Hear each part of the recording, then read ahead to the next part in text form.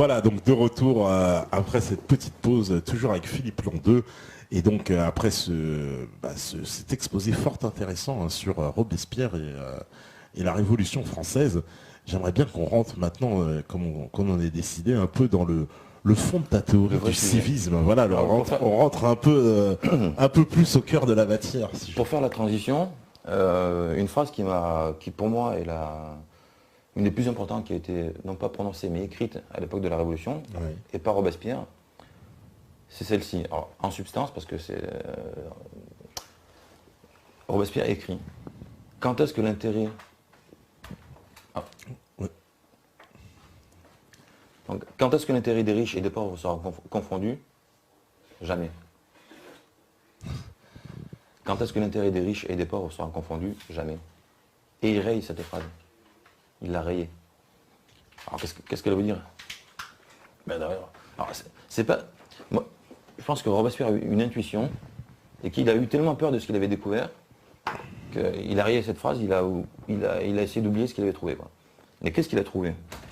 Ben, il a trouvé que dans le système monétaire, il y aurait forcément des riches et des pauvres et que donc leur intérêt ne serait jamais confondu, donc qu'ils ne pourraient jamais parvenir à ce qu'ils voulaient, qui était l'égalité.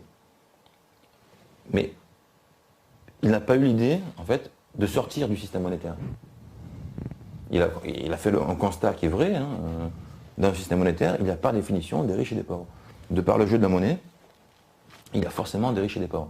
Donc, quand on veut l'égalité, quand on parle d'égalité, c'est l'égalité des citoyens en devoir et en droit. Quand on sait que la plupart des droits passent par la monnaie, par définition, quand on est riche ou quand on est pauvre, on n'a pas les mêmes droits, quoi. Et l'inégalité est donc une fatalité dans le système monétaire. Et comme il voulait se battre pour l'égalité, qui était impossible dans le système monétaire, il a essayé d'oublier ce qu'il avait trouvé. Il a continué à se battre pour l'égalité, mais qui est forcément une égalité dénaturée, quoi. Et donc c'était déjà voué à l'échec. C'est-à-dire que, et comment, alors toi justement on t'explique comment on pourrait pallier à cette inégalité en abolissant l'argent. C'est quand même pas très commun, quoi, comme façon d'aborder le problème. Mais en fait c'est une conséquence. C'est-à-dire une conséquence de... C'est une conséquence des principes. C'est-à-dire, encore une fois, je pose le principe que le principe fondamental de l'ordre social, c'est l'égalité des citoyens en devoir et en droit. Alors, un citoyen, c'est quelqu'un qui a le devoir de participer à la vie de la cité, selon ce que la cité considère comme une participation, et qui en retour a le droit de profiter des bienfaits de sa cité, comme tous ses concitoyens. Mais pour profiter des bienfaits de la cité, comme une partie de ces bienfaits consiste en production, qui sont sur le marché, il faut que les citoyens puissent accéder au marché. Donc, si on reformule, c'est les citoyens donc, doivent être égaux en devoir et en droit, dont celui d'accéder au marché. Ce qui veut dire que les citoyens ont le droit d'accéder au marché parce qu'ils sont citoyens. Donc, si c'est la citoyenneté qui confère le droit d'accéder au marché, il n'y a plus d'argent, il n'y a plus de monnaie en fait. Et, Là, si je te dis, oui, mais alors, tu as le droit de rentrer dans la pièce parce que c'est toi qui fais l'émission, il n'y a pas d'unité, tu rentres dans la pièce, tu fais ce que tu veux. Tu sors, tu rentres, Ben, voilà, c'est pareil. Tu n'as pas un ticket à chaque fois que tu rentres.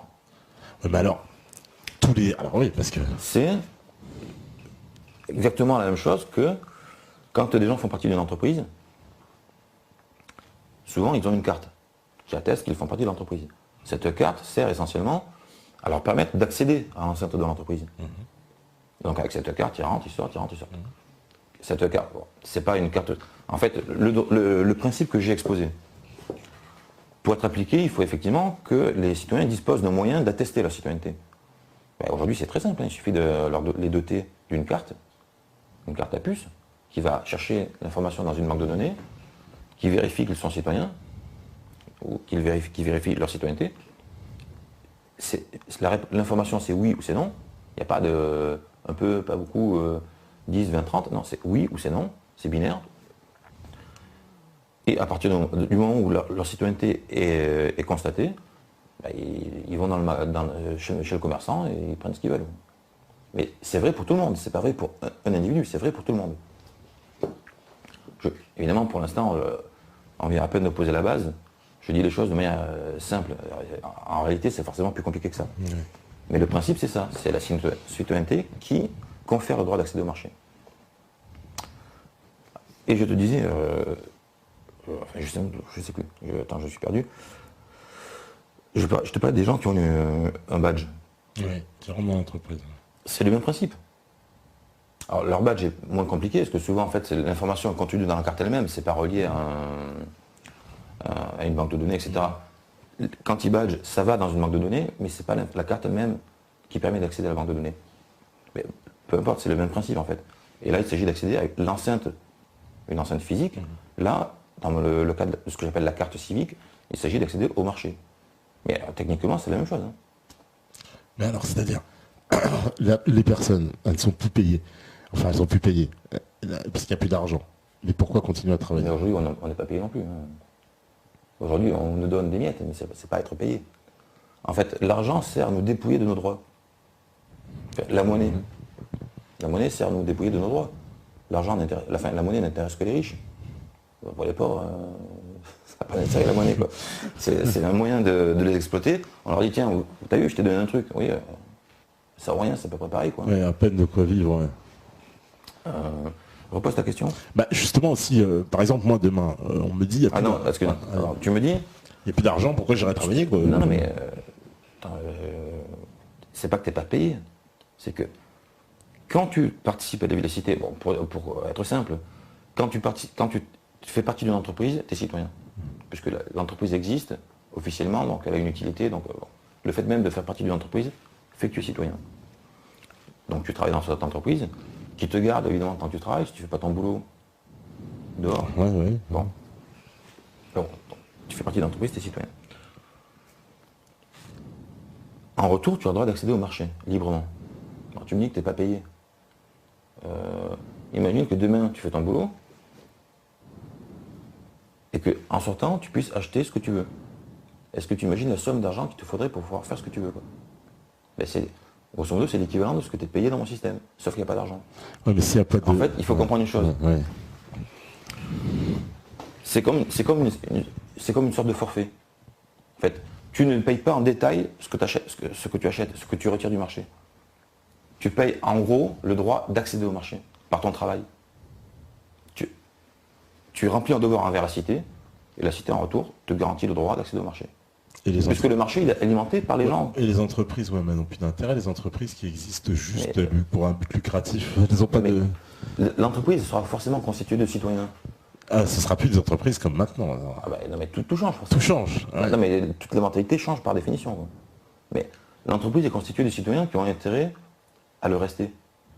Mais ils le restent s'ils produisent collectivement des choses qui intéressent la cité. D'ailleurs, l'activité, quand je disais, le principe de base, c'est qu'un citoyen participe à la vie de la cité selon ce que la cité considère comme une participation. Alors, quand des citoyens sont ensemble dans le cadre d'une entreprise pour remplir leurs devoirs, il va de soi que l'entreprise a des résultats minimums à atteindre. Et l'intérêt de ces gens-là, c'est d'atteindre ces résultats au minimum. En fait, après, il y a des mécanismes qui font qu'ils sont obligés d'aller plus loin, mais enfin, il faut au moins qu'ils atteignent ça. S'ils atteignent ça, ils ont fait ce que la cité attend d'eux. Sinon, il y a des sanctions. Et comment on calcule C'est facile. En fait, tout devient une question de bon sens. Moi, je prends souvent cet exemple-là. Imagine quelqu'un qui veut ouvrir un bar dans un petit village. Bon. À partir de quand, à partir donc de combien de clients, est-ce qu'on peut considérer que son bar a une utilité, Ça dépend Ça dépend, oui, de voilà, plein de choses, plein de facteurs. C'est pas très difficile. Il ne s'agit pas de définir le potentiel optimal du bar. Il s'agit de définir un minimum à partir de quand on pourra considérer que ce bar a une utilité en termes de clients. S'il fait 0 client, bon, il ne sert à rien. Mais il ne faut pas oublier non plus que c'est un système dans lequel les gens ont un libre accès au marché. C'est-à-dire que même dans un petit... Dans un petit village, la supérette, les prix, il n'y a pas de prix. Donc c'est pas moins cher ou plus cher d'aller à la supérette du coin que d'aller faire 30 bornes pour le supermarché. On peut très bien aller à la supérette, ça ne coûte pas plus cher. Ouais, mais quel est l'intérêt d'une supérette? Je comprends pas. C'est quelqu'un qui veut travailler. C'est quelqu'un qui veut être citoyen. Oui, mais alors donc toutes les grandes surfaces, ça va disparaître. Pas forcément. Quasi instantanément, à moins qu'elles soient reprises, comme tu dis, par Non, quelques citoyens. non, Mais bon, parce que ça aussi. Non, mais déjà, il y a des gens qui en font partie. Aujourd'hui, elles existent. Donc, il y a des gens qui auront intérêt à ce qu'elles continuent. Mais en même temps, il est effectivement évident que les gens auront plutôt tendance à. Ne feront pas forcément des dizaines de bornes pour aller au supermarché. Si le produit est à côté, qui n'est pas plus cher, ils iront à côté. Hein. Donc ça va redévelopper le commerce de proximité. parce qu'en gros, quand je rentre dans la supérette, je me sers de ce que j'ai besoin, je ressors. Et je montre que je suis citoyen. C'est un peu ça. Je schématise, mais c'est ça. C'est un peu J'ai ça. ma carte citoyen et hop, je prends ce que j'ai besoin et je C'est m'en ça. vais. Et alors si ça existe, pourquoi s'en priver? Et celui qui a la supérette, lui, son seul truc, c'est d'avoir accès au marché, mais en tenant une supérette, quoi. Son boulot, lui, Parce c'est que ça lui rapporte pas d'argent de vendre des trucs, Non. parce qu'il n'y a pas d'argent. pas d'argent, mais c'est le fait qu'il ait des clients et qu'il écoule une certaine quantité de produits qui atteste que lui-même a fait son devoir. Donc il faut qu'il fasse son boulot. Et une fois qu'on a constaté qu'il fait son boulot, il est citoyen. Et en tant que citoyen, lui-même va chez le boucher, chez le coiffeur, chez le dentiste, chez le médecin, etc. Mais alors, est-ce que aussi il n'y a pas une injustice, si j'ose dire, entre si en tout cas on a supprimé l'unité de valeur monnaie, est-ce qu'il n'y a pas une unité de valeur quand même travail entre le travail d'un chirurgien Moi, ce qui me fait marrer, qui doit faire 10 ans d'études et mais puis 10 ans d'études, dans mon système, qu'est-ce que c'est les études dans mon système? Aujourd'hui, quand on fait 10 ans d'études, on n'est pas payé. non, on est payé après, on va dire. Dans mon système, il est citoyen dès qu'il commence à faire ses études. C'est pas... Attends, c'est quoi? Il n'a pas été à la guerre, le mec. Hein. Parce que moi, faire des études, c'est pas... C'est compliqué quand même, c'est un peu de D'accord. c'est un sacrifice quand même. non après, il faut savoir si le mec préfère faire chirurgien ou éboueur. Parce que même dans mon système... Éboueur, il faudra plus trop en faire. Mais c'est pas vrai. Alors, c'est marrant parce que tout le monde pose le genre de questions. Et en fait, dans 5 minutes, tu vas dire le contraire. En fait, tu vas dire le contraire. Tout le monde va faire ingénieur. Non, on ne peut pas tous faire ingénieur. Mais en même temps, on ne peut pas tous faire éboueur. Et on ne veut pas tous. Voilà, c'est... Non. Si tu n'as pas d'inconvénient à faire des études, si tu en as les capacités, mais derrière, ça t'amènera un meilleur boulot. Qui te rapportera peut-être pas plus d'argent. Mais personnellement, ce sera pour toi un meilleur boulot. Et socialement, ce sera quand même mieux, toujours, d'être chirurgien, docteur, etc., qu'éboueur. Mais même les métiers libéraux, ça peut marcher. Par exemple, un artiste qui ne produit rien vraiment. C'est pas vrai, un artiste. Enfin, par son art, mais justement, enfin, Un artiste qui marche, il produit quelque chose. Ouais. Ouais, mais sinon, celui qui marche pas, qui produit des trucs, mais ça marche pas. Il aura quand même accès au marché ou Non. pas? Ah non. Comme aujourd'hui. Non, mais ce que je propose, quelque part, n'est pas tellement différent du système que l'on connaît. La différence, c'est qu'il n'y a pas d'argent. Ouais. Ce qui change tout en réalité. Mais quelqu'un qui ne produit... Parce que on ne mesure pas l'activité de quelqu'un par rapport à ce qu'il produit. On mesure l'activité de quelqu'un par rapport à ce qu'il vend. Enfin, Ce qui rapporte comme argent, non, dans mon système, il n'y a pas d'argent. Mais par rapport à l'intérêt qu'il suscite au niveau des consommateurs ou des citoyens. D'accord. Si personne ne s'intéresse à ce qu'il fait, c'est comme s'il n'avait rien fait. Parce que lui, quand même, quand il est citoyen, il va quand même pouvoir retirer des biens qui l'intéressent. Donc il faut que lui-même fournisse à la cité quelque chose qui intéresse les autres. Mais ce serait pas plus simple le revenu de base, le salaire universel à vie, plutôt que... D'abord, c'est une vue de l'esprit. On n'arrive pas à payer les retraités correctement, on ne paye pas les femmes au foyer, on ne paye pas, etc. etc. Maintenant, on va assurer un revenu à tout le monde.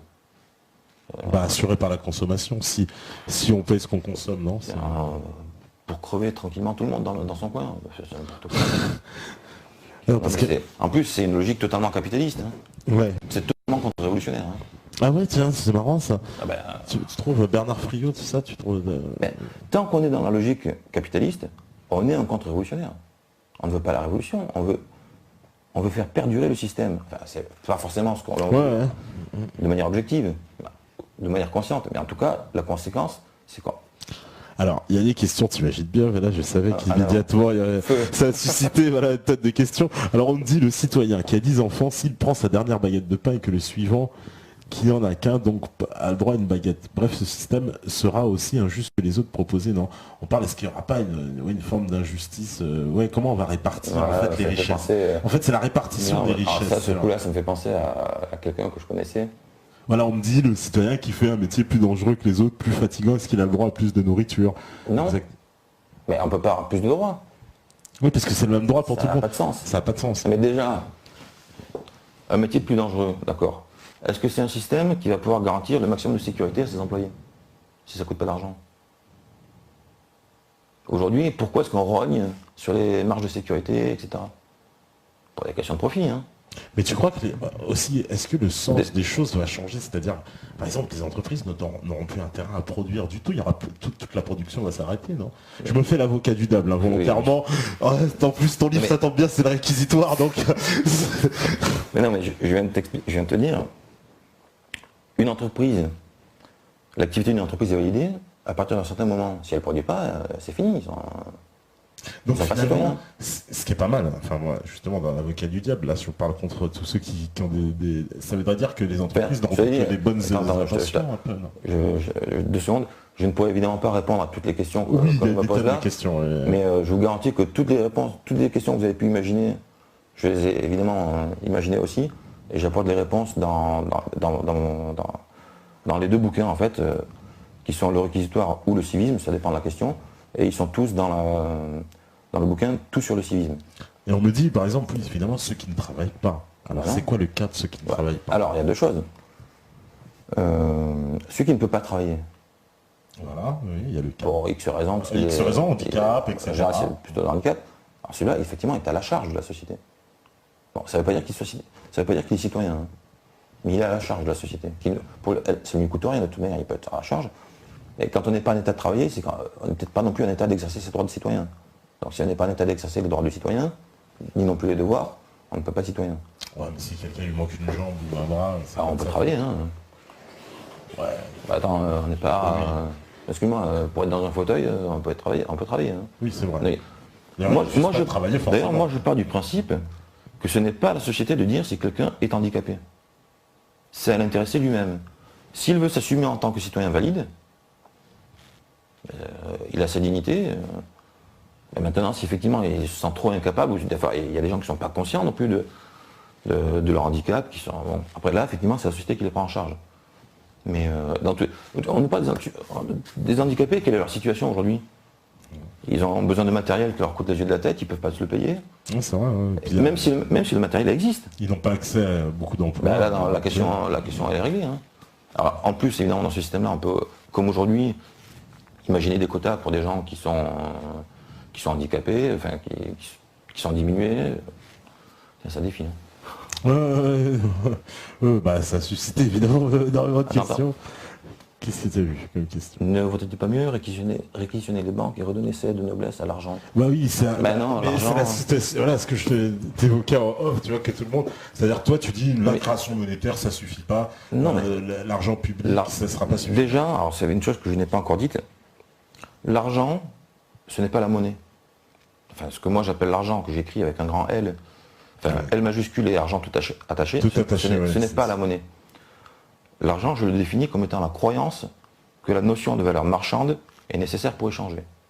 C'est une croyance qui vient du troc. C'est le fait de pratiquer le troc qui fait que les hommes finissent par concevoir cette croyance, la notion de valeur marchande, et la monnaie n'est qu'une conséquence de cette croyance. L'argent, donc, au sens propre, c'est cette définition-là, la croyance que la notion de valeur marchande est nécessaire pour échanger. L'argent, au sens large, ça englobe tout. Toutes les conséquences de ce principe-là, à commencer par la monnaie. Et il faut bien comprendre que, alors, maintenant pour parler de la monnaie fonctionne selon 2 principes. Le principe de l'attraction, le premier principe, c'est le principe des vases communicants. La monnaie circule. Pour qu'il y en ait ici, il faut en prendre là. Le principe des vases communicants. Et la monnaie incarne des droits. Ce qui fait que comme la monnaie circule, elle finit forcément par s'accumuler à un certain point. Et comme c'est des droits, c'est du pouvoir. Et du pouvoir d'attraction.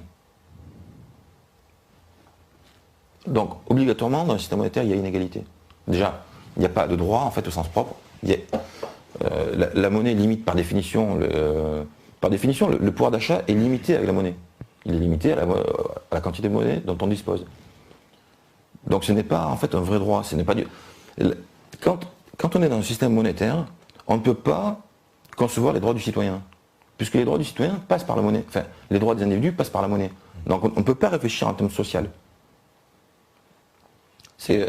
c'est la monnaie qui incarne les droits. Donc quand on va sur le marché, on n'a pas de droits parce qu'on est citoyen. On a des droits si on a de la monnaie. Si on a de la monnaie, ouais. C'est, donc, dans le système monétaire, donc sous l'argent, on n'est pas dans la logique sociale. Et le paradoxe, c'est que l'argent est au cœur de la société. Enfin, en tout cas, de ce qu'on appelle société. Et pour moi, tous les dysfonctionnements, en fait, viennent de là. C'est que quand vous mettez des roues carrées à votre voiture, elle marche moins bien, quoi. C'est exactement ça, quoi. Ouais, parce que, voilà, on me dit, est-ce qu'un système de carte de citoyen, c'est pas le début d'un système type communisme, c'est pas le début d'un nouveau type de dictature, ce qu'on me dit. Ça fait un peu, ça les effraie, les gens. Bien sûr. Ça. Bien sûr. Moi, je pose simplement la question, est-ce qu'on va vers un système de cartes? Ah ben, on y va avec les puces RFID, en tout cas. Alors, est-ce qu'on préfère y aller avec le système monétaire ou sans la monnaie? Voilà, parce que ils ont l'intention de mettre ce système-là, mais pour remplacer la monnaie. Pas pour la remplacer. Non, mais pour avoir que la monnaie. Oui, mais ça restera le système monétaire. Ah oui, ce sera encore plus horrible en plus. Voilà. Voilà. La technologie, elle va avancer, ça c'est sûr. Mais qu'est-ce qu'on va en faire? Est-ce qu'on veut que la technologie serve l'argent ou les citoyens? Voilà. Mais tout pourra fonctionner comme ça, tu penses? Par exemple, je sais pas, je donne un exemple, je veux aller faire un voyage en Australie, donc quoi, je vais à Air France, je leur dis, je veux mon billet, je suis citoyen, hop, on me fait mon billet pour l'Australie. Et... C'est un peu comme ça, ouais. C'est le monde de rêve que tu es en train de décrire. En fait, après, non, en fait, il y a deux aspects à cette question-là. C'est d'une part la circulation des personnes, d'autre part la circulation des marchandises. Mais quelque part, le principe c'est toujours le même, c'est comment est-ce qu'on fait? Parce que le système que je décris, on peut très bien le faire dans un pays comme la France. On peut le faire au niveau d'un pays. Donc la question c'est effectivement, si un pays...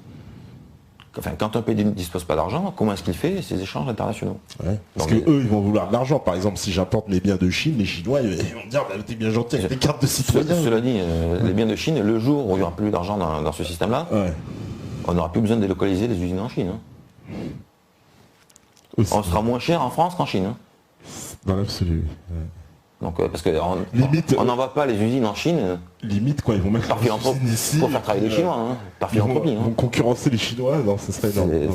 C'est exactement ça. Mais bon, pour en revenir à la question, donc il y a deux aspects. Donc, comment est-ce qu'un système donc, qui fonctionne sans monnaie peut échanger avec le reste du monde? Alors, le mieux, c'est de commencer, en fait, tu es parti sur la question de l'humain.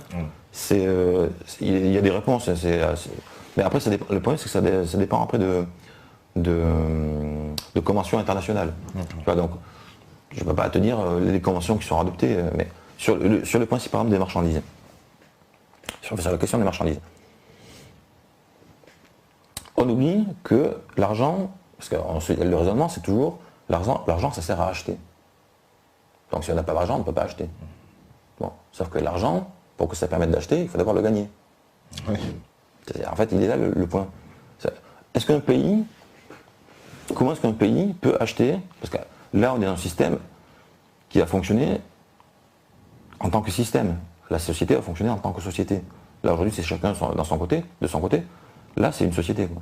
Donc, elle se pose le problème globalement. Et donc, comment est-ce qu'une société qui fonctionne sans argent peut acheter des produits à l'étranger? Parce que d'ailleurs, la question se pose aussi dans l'autre sens. Pourquoi? Comment est-ce que les pays étrangers pourront acheter des produits made in France? Mais c'est une société où tout le monde travaille, parce que là, il y a plus de chômage. Forcément. D'ailleurs, le problème, c'est qu'effectivement, tout est mêlé, il faudrait partir dans tous les sens en même temps.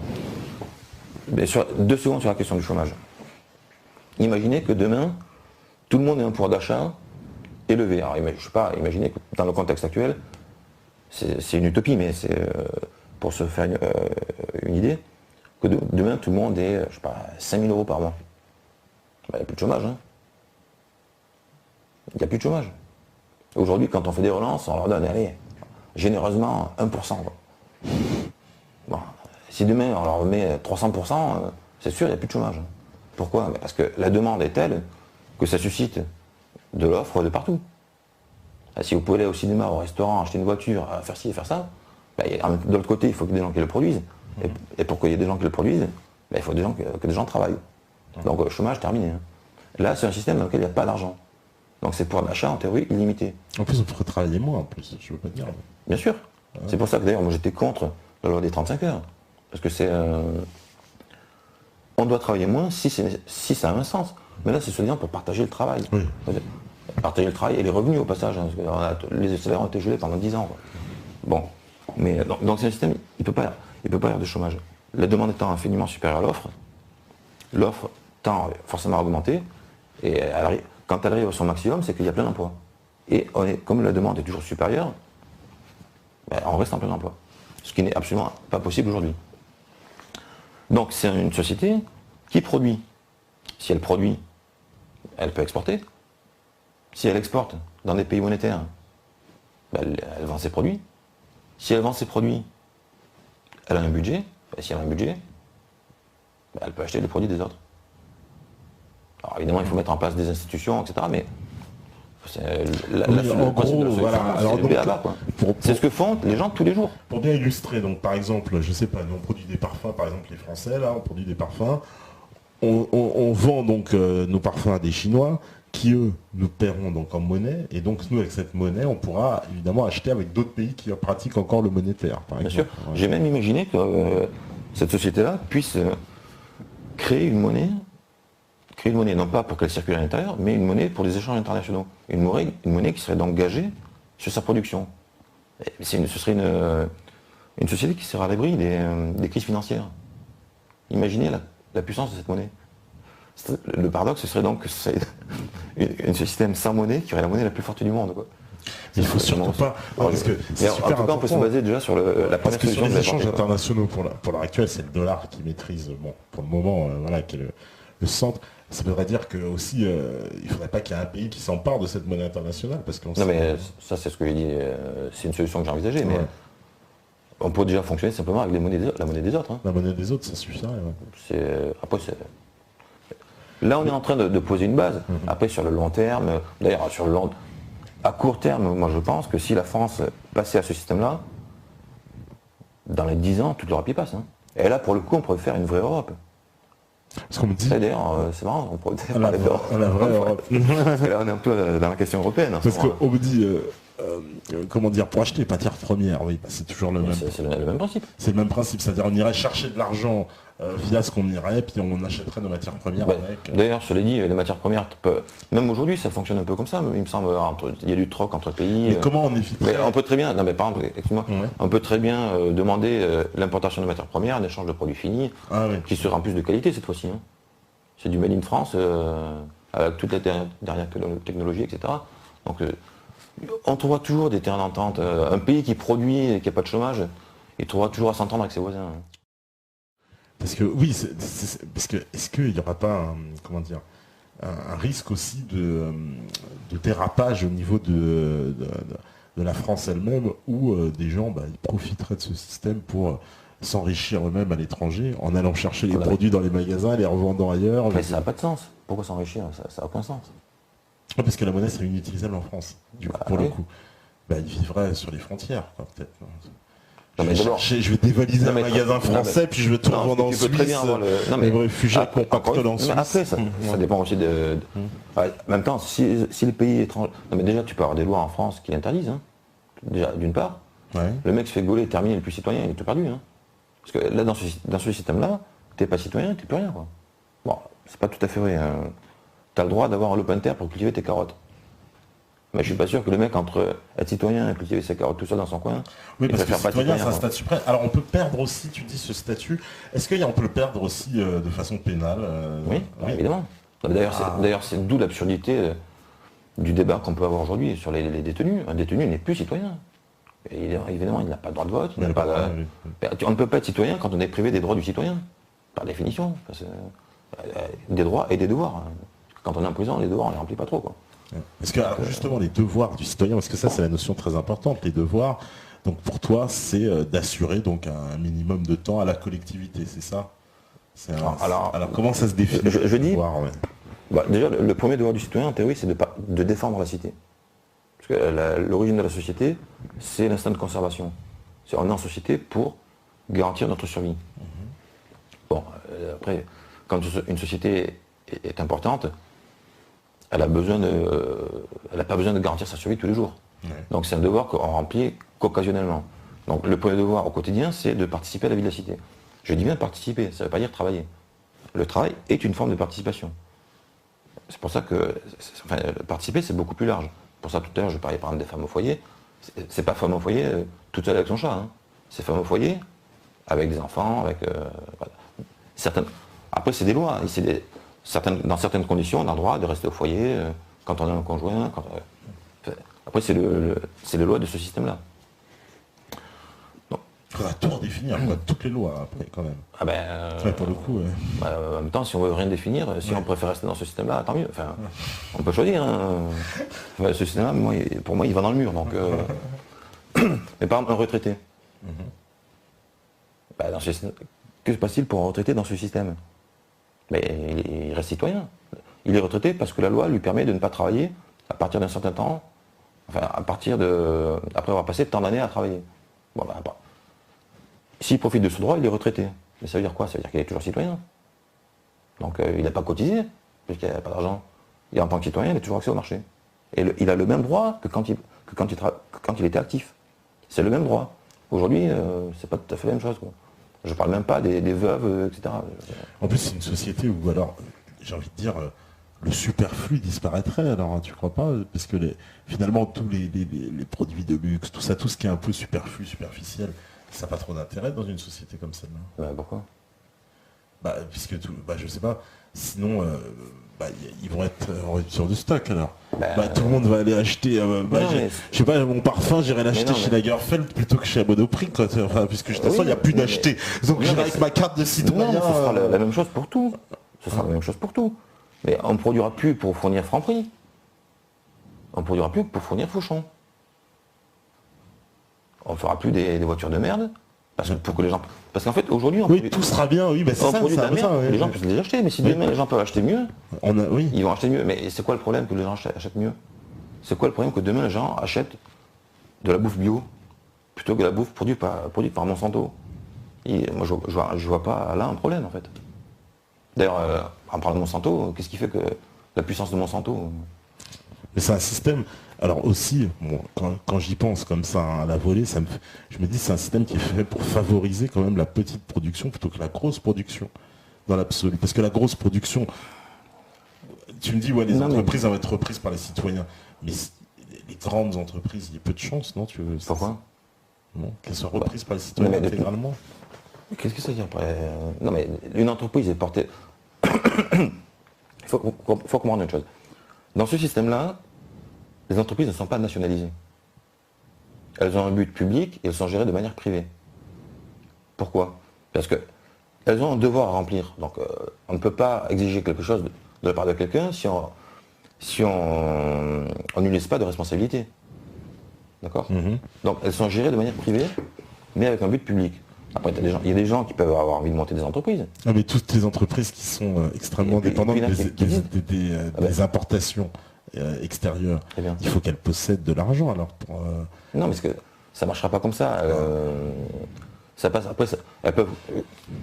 Ça peut être. C'est des institutions en fait. Elles commandent via le biais des institutions ou elles commandent directement et puis c'est les institutions qui payent. Après, c'est un système à mettre en œuvre. Mais enfin, il n'y a rien d'insurmontable. À partir du moment où on a compris comment se passer de la monnaie et comment anéantir l'argent, tout le reste c'est des problèmes à deux balles. Mais après, c'est des questions qu'on ne peut pas forcément résoudre nous aujourd'hui. Nous, il faut simplement comprendre le principe. Après, les citoyens, en leur temps, adopteront les lois qu'ils voudront. Les solutions qui se présenteront à eux. D'ailleurs, nous, on peut imaginer des problèmes qui peut-être ne se poseront pas, et inversement, les gens auront des solutions dont on n'imagine même pas qu'elles existent. Tu vois, donc il ne faut pas forcément aller trop loin. On me dit comment ton système il peut gérer la rareté. Puis on me dit par exemple, le gars qui veut la table de Picasso chez lui, mais comment la rareté elle est gérée quand le système n'est pas en mesure de fournir exactement à tout le monde la même chose? Je sais pas, il parle de quoi là? Non, il a donné un exemple un peu troll, il se dit oui, je veux la table, imaginons que je veux une toile de Picasso chez moi. Voilà. Ça, je reprends ça. Ouais. Déjà, elle appartient à quelqu'un, donc ce sera à lui de voir ce qu'il en fait. Hein. Mais bon, face aux difficultés qui se présentent devant nous à l'avenir, La table de Picasso, on s'en fout un peu quand même. Oui. Non mais, Non, c'est un non, mais je dis ça parce qu'en fait, beaucoup de gens posent ce genre de questions. C'est et comment on fera pour jouer au loto? Bon, franchement, on s'en fout. Alors, on me demande, oui, effectivement, ta société combinée aux théories d'Étienne Chouard, c'est le paradis. Qu'est-ce que tu penses d'Étienne Chouard, d'ailleurs? Parce que c'est vrai qu'il y a beaucoup de gens qui pensent, enfin, même moi, hein, j'ai l'impression que ça se complète un peu. Alors, en fait, ce que dit Étienne Chouard est déjà dans mon bouquin. D'accord. Alors, moi, j'ai écrit Étienne Chouard, d'ailleurs, à ce jour, je crois qu'il n'a pas sorti de bouquin encore. Non. Et en fait, dès que j'ai imaginé, enfin, j'ai mis le doigt sur le principe, j'ai conçu justement un système politique qui ressemble beaucoup à qui recourt, enfin, dans lequel on trouve le principe du tirage au sort. D'accord. Ce qui est quand même le cœur en fait, du système d'Étienne Chouard. Du discours d'Étienne Chouard. Alors ben, je peux parler un petit peu des institutions politiques qui ne sont qu'une conséquence en fait. Je ne dis pas que c'est ce qui se fera. Je dis que si on adopte le système d'échange qui repose sur la carte civique que je propose, normalement on devrait avoir un système politique qui ressemble à ce que je vais décrire. Alors déjà, par rapport à Étienne Chouard, lui il propose que les citoyens soient tirés au sort et rédigent eux-mêmes la Constitution. En fait, il veut que le système soit plus démocratique, etc. Moi, ce que je lui réponds à Étienne Chouard, c'est que le système n'est pas démocratique parce qu'il est monétaire. Dans un système monétaire, on revient à ce que je disais tout à l'heure, il y a forcément des riches et des pauvres. Des riches qui ont par définition le pouvoir économique et qui indirectement ou directement ont le pouvoir politique. Et donc la Constitution telle qu'on l'a aujourd'hui découle de ce système-là. Ce n'est pas la cause de la Constitution, c'est le système qui est la cause. Bon. Alors qu'inversement, avec le système que je propose, justement, il n'y a plus de riches. Ça ne veut pas dire qu'il n'y a pas de gens de pouvoir, mais c'est plus un pouvoir qui repose sur l'argent. Et c'est la raison inverse pour laquelle, en fait, aujourd'hui, on est en oligarchie. C'est-à-dire que, comme les citoyens, on est en oligarchie parce que tous les citoyens n'ont pas le même pouvoir politique.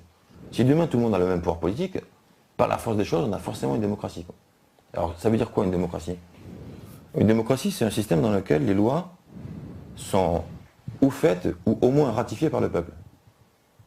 Ça, c'est le principe. Sinon, ce sont des dictates. Les lois ne sont que des dictates. Et d'ailleurs, on est dans un système, on a vu dernièrement ce qui s'est passé par exemple avec la loi sur le mariage homosexuel, ça a été imposé de force. Et on nous dit, ah mais c'est la démocratie qui a parlé. Non, c'est Taubira qui a parlé, c'est pas la démocratie. Bon. Une démocratie, donc, c'est un système dans lequel, et d'ailleurs c'est une idée qu'on retrouve déjà à l'époque de la Révolution, dans la Constitution de 93. Eux, ils avaient déjà dit ça, hein, que la loi, et Rousseau l'avait dit, une loi n'est loi que si elle est validée par le peuple. Sinon, ce n'est qu'un projet. Et donc, dans mon système, on a évidemment, ça pourrait ne pas être le cas, mais il y a un président de la République, il y a une assemblée de députés, comme aujourd'hui, élus, et face à cette assemblée, il y a une assemblée, en théorie, donc les lois faites par l'Assemblée nationale devraient être toutes soumises à référendum. Donc on se doute bien qu'on ne peut pas faire des référendums toutes les 5 minutes. Et donc, la seule institution qui peut représenter le plus fidèlement le peuple, c'est une assemblée de citoyens, de citoyens nationaux. Alors, ça c'est encore un autre sujet. Dans mon système, il y a des citoyens et des citoyens nationaux. Ah. Alors, on en parlera après. Donc, des citoyens tirés au sort. Et soit la loi est soumise directement au peuple parce que c'est une grande loi, comme par exemple le mariage qui remet en cause la base même de la société, mais ça ne fait pas partie de la Constitution. Bon. Ou des lois plus secondaires qui peuvent être directement validées par cette Assemblée. Et je propose, moi, que les lois soient validées si j'appelle ça le tribunal de l'opinion publique, si le tribunal de l'opinion publique les valide aux 2 tiers. Si 2 tiers de ses membres votent pour cette loi, sinon on les retoquer. Donc, cette assemblée n'est pas le peuple, mais on peut quand même admettre que si 66% des gens dans cette assemblée sont pour, on atteindrait au moins la majorité au niveau du peuple en général. Donc, Cette idée-là était déjà dans mon bouquin. D'accord. Enfin, les idées dont parle Étienne Chouard sont déjà dans mon bouquin. Le problème, c'est que Étienne Chouard lui parle de faire une constitution, mais il ne nous dit pas pourquoi faire. Non, il dit que c'est aux gens de la faire. Non. Dans quel but? Ah. Parce que moi je dis, on commence par renverser l'argent, instaurer l'égalité. Lui, est-ce que ça fait partie du but?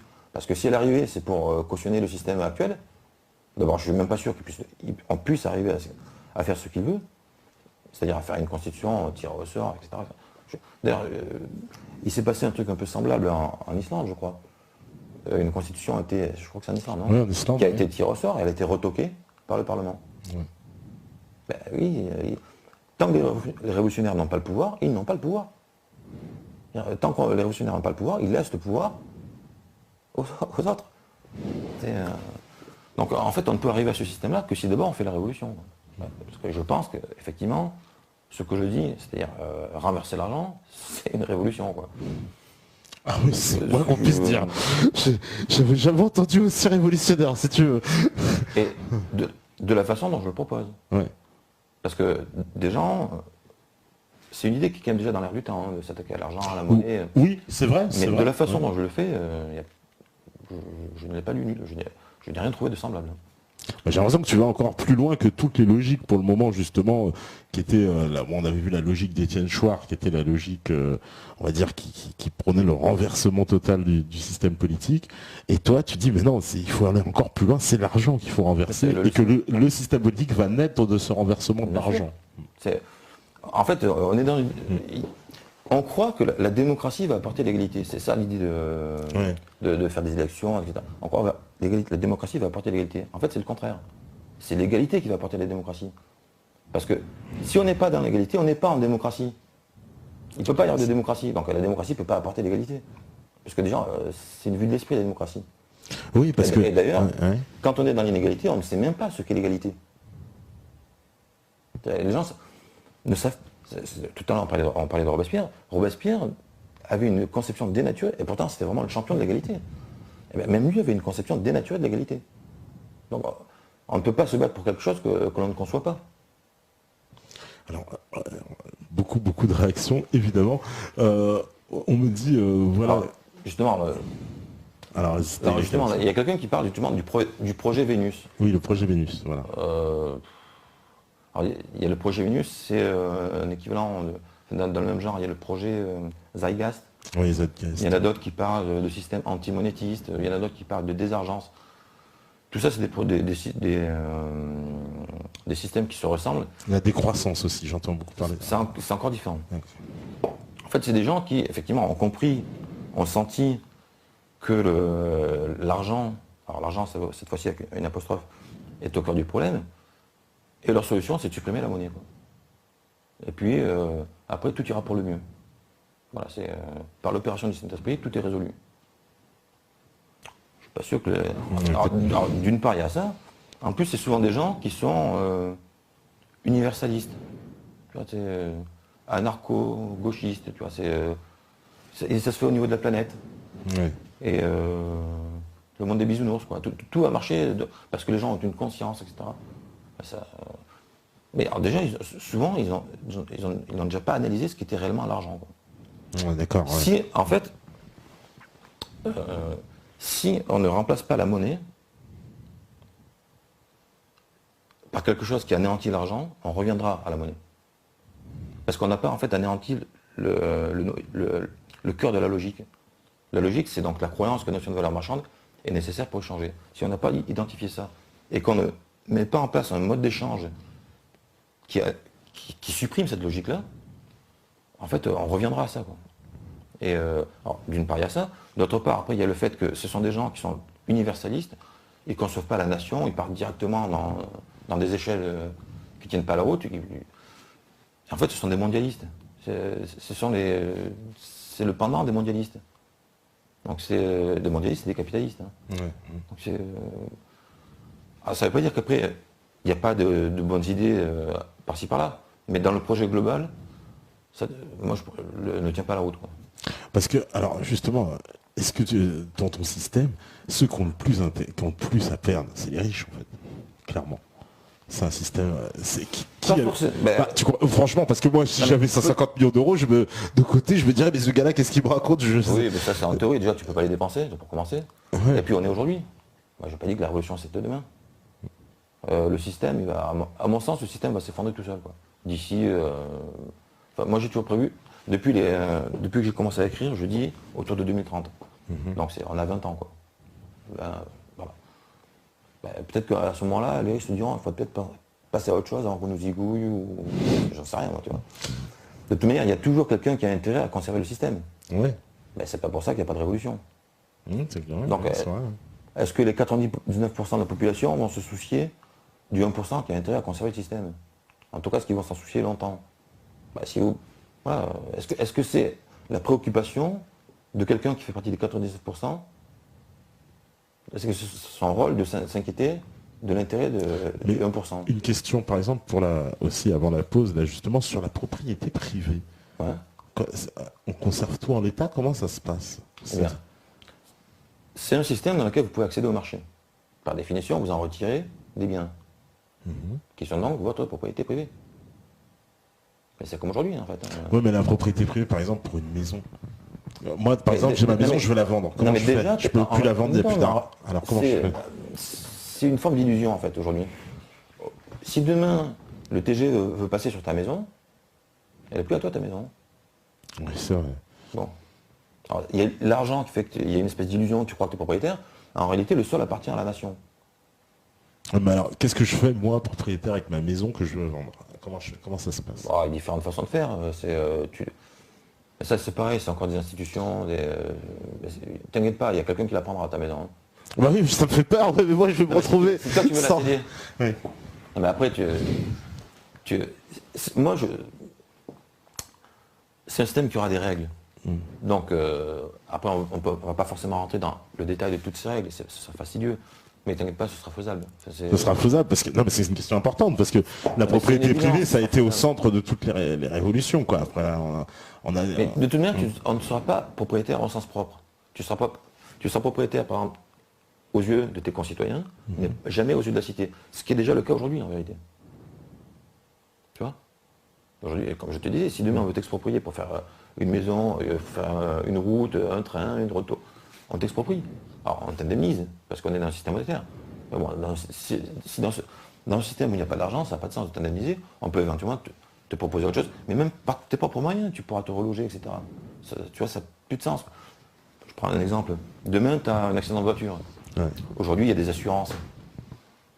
Si tu n'es pas mort, dans mon système, parce que dans un accident, tu peux mourir, mais si tu n'es pas mort, tu as besoin de personne. Ou tu récupères une autre voiture, ou tu achètes un garagiste, tu te fais réparer, ça ne te coûte rien. C'est sûr qu'il y a bonne galère, pour le coup. Ouais, Alors, moi, en ce moment, j'ai une fuite chez moi. Bon, ça m'emmerde un peu d'appeler un plombier qui va me prendre je ne sais combien. Demain, j'ai pas de problème d'argent, j'appelle le plombier dans les 5 minutes qui suivent.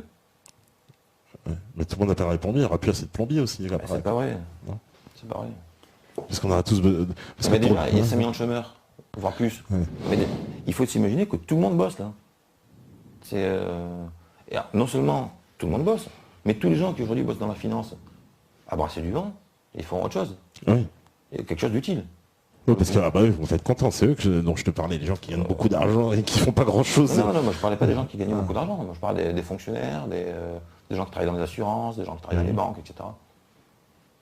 Il y aura des gens, des cols blancs, mais il y en aura beaucoup moins en tout cas dans ce domaine-là. Il n'y en aura plus dans ce domaine-là. Donc ce qui va être le plus dur, c'est d'établir quelle est la valeur travail des gens. C'est plus rien, la valeur travail. Comment tu vas reconnaître celui comment on va accéder à ce droit de citoyenneté? C'est ça, moi, que je... Alors en plus, tu sais quoi, on fait la pause, on en reparle juste après, tu expliqueras la nuance avec les nationaux, les citoyens nationaux, les citoyens... c'est très important. On revient, si la régie est prête, bien sûr, mais la régie, elle est toujours prête. Voilà, donc on fait la pause, on revient juste après, à vous la régie. Un petit cigare. Voilà, donc de retour après cette petite intermède. Et donc il y a plusieurs questions sur le chat. Alors il y a une question qu'on s'est dit qu'on allait y répondre parce que... D'abord, effectivement, il y a plus que plusieurs, il y en a vraiment beaucoup. Oui, il y en a plein. Donc, évidemment, je ne pourrais pas répondre à toutes les questions. Mais au moins les 3 quarts des questions qui sont posées, j'y réponds dans mes bouquins. Donc déjà dans le réquisitoire, j'y réponds au moins sous forme de principe, et dans le civisme, j'y réponds en pratique. Donc, énormément de questions pratiques. Alors justement, il y a une question, on nous dit, mais pourquoi cette date de 2030? Pourquoi tu avances, tu dis à peu près vers 2030? En fait, j'ai fait un schéma. Je pars d'un postulat. Je pars du principe, de l'idée que l'évolution technologique amène par contre-coup une évolution politique, donc une évolution au niveau des droits. Et j'ai fait un schéma qui part donc de 1800, 1700 jusqu'à 2100. Et on voit que l'évolution technologique qui là est irréfutable, fait une forme d'exponentielle, et que l'évolution des droits, c'est pareil, ça part de plus bas, mais suit la même courbe. Mais évidemment, on n'a pas le côté exponentiel. On n'est pas encore arrivé au côté exponentiel. Et 2030, en fait, ce serait la tangente de la courbe des droits. De la même manière que la tangente de la courbe de l'évolution technique, c'est 1950. Là, c'est un truc fait à main levée, hein, c'est au ressenti. Hein. De la même manière, la tangente pour la courbe des droits tombe, de quelque manière que je la fasse, tombe autour de 2030. Alors je ne dis pas que c'est en 2030 que ça va se faire. C'est plus 5, moins 5, plus 10, moins 10, j'en sais rien. Quoi. Mais c'est dans ces eaux-là. C'est pas en 2100. Quoi. C'est déjà. En fait, on voit bien que le différentiel est déjà énorme. Autant c'est des courbes qui sont quasiment parallèles depuis toujours, autant là, depuis les années 50, à partir du moment où la courbe du progrès technique, alors progrès technique appliqué, hein, c'est les inventions dans le concret des gens, dans la vie courante, pour qu'elles aient un effet, effectivement, sur la vie politique. Mais depuis les années 50, l'écart ne fait que se creuser. Et ça ne s'est jamais vu dans l'histoire. Et donc tôt ou tard, en fait, elle ne fait que se creuser, mais les courbes pourtant sont parallèles. Ce qui veut dire que tôt ou tard, la courbe des droits va rattraper la courbe de l'évolution technologique, et il va y avoir une tangente, et qui tombe dans les années 30. Donc c'est pas une prédiction à la Nostradamus, hein, j'ai fait un schéma et voilà, j'en arrive là. Et cette date 2030, je me suis aperçu après coup qu'elle revient souvent en fait, chez les économistes, notamment évidemment chez les économistes, qui en fait au-delà ne comprennent pas ne voient pas ce qui peut y arriver, ce qui peut arriver quoi. J'ai vu aussi un schéma je sais plus quoi, le club de Rome ou je sais pas quoi. Ouais, club de Rome. Et il y a un schéma comme ça. Alors eux ils ont fait le même genre de schéma avec différentes courbes d'évolution. Et leur idée c'est pareil, il va y avoir une cassure en 2030. Ouais. Quelqu'un posait une question intéressante, d'ailleurs j'ai fait dernièrement une vidéo sur la décroissance, et ça rejoint en fait ça. Quelqu'un disait, pour faire la révolution dont je parle, il faut qu'elle ait lieu avant que le système s'effondre. Avant que l'effondrement total. Je suis d'accord. Il faut se dépêcher. Sinon, la révolution n'aura pas lieu, c'est clair. Alors, est-ce que il y a une logique immanente, un projet pour l'humanité qui amènera à ça? Je l'espère. Est-ce que la force des choses nous amènera à ça? Je l'espère. Sinon, il n'y aura pas de révolution, quoi. Sinon, ça va être retour au point de départ, quoi. En plus, toi, tu penses vraiment que si, allez, on part dans l'hypothèse où on arrive, imaginons en France, à imposer un système comme ça, sans argent, ça va faire tache d'huile en Europe? Est-ce que je le pense? Ouais. Ah oui, oui. Ah, mais clairement, en fait, technologiquement, en fait, la plupart des pays européens, aujourd'hui, on a élargi l'Europe. Oui. Bon, mais les pays d'Europe occidentale sont tous technologiquement capables de passer à ce système. Donc oui, d'ailleurs, il faut bien comprendre, une révolution, c'est la rencontre de deux choses, c'est des circonstances et une idée. Donc elle n'aura lieu que s'il y a les circonstances. Ça ne veut pas dire un effondrement total, mais au moins un début d'effondrement qui fera que les gens seront obligés se résoudront à passer à autre chose, et cette autre chose sera cette idée-là. De toute façon, sinon, il n'y a pas d'alternative. Hein. C'est où on sort de l'argent pour l'égalité, ou on reste dedans. Quoi. Mais il n'y a pas. C'est ou l'argent ou l'égalité. Il n'y a pas. On ne pourra jamais trouver l'égalité dans un système monétaire. En fait, Non. ça, c'est vraiment et si on vise, mais inversement, si on ne vise pas l'égalité, on reste dans le système monétaire. Tous les gens qui combattent, qui s'opposent à mes idées, en réalité, ne font que défendre le système actuel. Donc on ne peut pas être un révolutionnaire quand on défend le système actuel. Et même des gens qui se disent révolutionnaires, qui en réalité sont les cautions du système actuel. Quoi. Alors il y a une question que j'imagine aussi qu'on a dû te poser, mais quand même qui est intéressante. On nous dit, est-ce que c'est pas la compétition qui motive l'innovation en entreprise et le fait que justement il y ait une espèce de compétition mais positive de la recherche? Mais il y aura toujours compétition. Mon système, c'est un système libéral. C'est du libéralisme sans capitalisme. Ouais. Les entreprises sont en concurrence. Bah, elles sont en concurrence, mais comment elles vont... Mais après, il y a des gens, c'est leur boulot de chercher, donc ils seront payés à chercher. Il y a des gens qui sont des génies par nature. L'argent, c'est pas l'argent qui fait réfléchir les hommes. C'est les hommes qui ont ça en eux, qui réfléchissent. La plupart des gens qui ont trouvé les plus grandes découvertes, ben souvent l'ont fait en étant eux-mêmes dans la pauvreté. C'est parce que c'est leur truc de chercher. Aujourd'hui, d'ailleurs, il y a plein d'inventeurs. Il y a des inventeurs inconnus qui n'ont pas forcément inventé les meilleures choses. Mais si demain tous ces gens-là avaient la possibilité de développer leurs inventions, mais le monde avancerait encore beaucoup plus vite qu'aujourd'hui. J'en suis sûr de ça. Quoi. On me dit en plus que l'effondrement et le chaos généralisé, est-ce que ce ne sera pas un déclencheur justement pour une prise de conscience générale? Alors, je pense, ça dépend après ce qu'on entend par chaos. Est-ce que c'est l'effondrement du système monétaire? Et donc à court terme, moi je pense que le système que je conçois, même si l'idéal serait de préparer le terrain, donc un gouvernement élu ou autre arrive au pouvoir, prépare le terrain, parce que ça va quand même être... il faut préparer le terrain, quand je dis le terrain, c'est au niveau économique. Donc déjà mettre en place les cartes, fournir aux gens les cartes, adapter le système, préparer les entreprises à une forte demande, donc les encourager à commencer à augmenter leur production, etc. Bon, c'est ça la préparation. Mais sans cette préparation-là, donc confronté à un effondrement monétaire, est-ce qu'on peut faire ça à l'arrache? Je pense que oui. Avec le postulat de ce système-là, on pourrait faire redémarrer la machine assez rapidement. Parce que l'effondrement monétaire, c'est virtuel. Quand l'effondrement est monétaire, rien ne s'effondre. Tout est encore là. Le problème, c'est qu'avec le temps, oui, les choses se détériorent. Si l'effondrement monétaire, enfin si on n'a pas de solution à ce moment-là, là pour le coup, ça devient le chaos, tout part en décrépitude.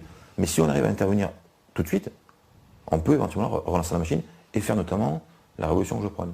Sinon c'est foutu. Mais c'est pour ça qu'il faut qu'au moment où ça arrive, où ça arrivera, parce qu'en mon sens ça va arriver, d'ailleurs je vais parler de ça. Quoi. Au moment où ça va arriver, il faut que les idées soient déjà dans l'air du temps. Même si les gens n'y ont pas encore adhéré, il faut que ce soit dans l'air du temps. Bon. Et donc, l'effondrement économique. Moi je pense que le système est aujourd'hui confronté à une contradiction fondamentale. Alors, on va dire que c'est un truc marxiste, etc. C'est pas du tout pour les mêmes raisons en fait. Je dis une chose, la monnaie repose sur la notion de valeur marchande. Oui. Cette notion de valeur marchande vient du troc. Le troc se pratique dans un contexte de production artisanale. Donc je dis que ce moyen d'échange, en fait, est lié, est adapté à un mode de production artisanale. Et on a conservé ce moyen d'échange, mais le mode de production, lui, a évolué. Parce qu'on est passé en mode industriel, on n'est plus du tout dans l'artisanat. Et en fait, la contradiction fondamentale vient de là. C'est-à-dire qu'on a un moyen d'échange qui, globalement, génère un pouvoir d'achat faible, de par le jeu des valeurs, etc. Donc, quand la production est faible, c'est relativement adapté. Mais quand la production est forte, et que la demande reste globalement faible à cause des mécanismes de la monnaie, du coup, on se retrouve avec plus de production que de clients. Et elle est là en fait la contradiction. C'est qu'en fait, depuis que l'industrialisation a commencé, on a cherché des astuces pour pallier cette contradiction. Et là aujourd'hui on arrive au bout du bout.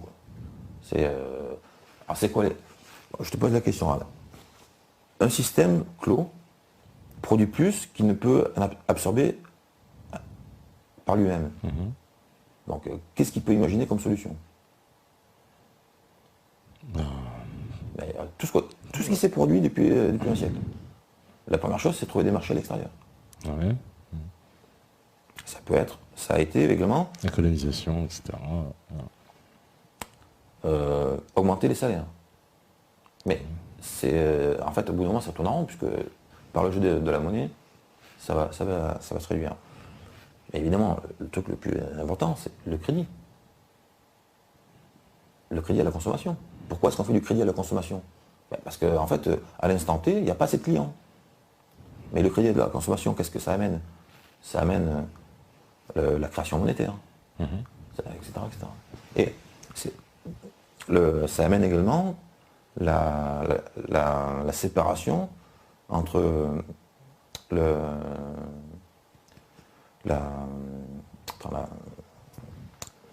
ça amène à dissocier la monnaie d'une base réelle, qui a été les talons or. Pourquoi est-ce qu'on ne base plus la monnaie sur l'or? Mais justement pour faire de la création monétaire artificielle. Mais pourquoi est-ce qu'on fait ça? Parce qu'il n'y a pas assez de clients. Donc l'idée des fois de revenir à l'étalon or n'a pas de sens.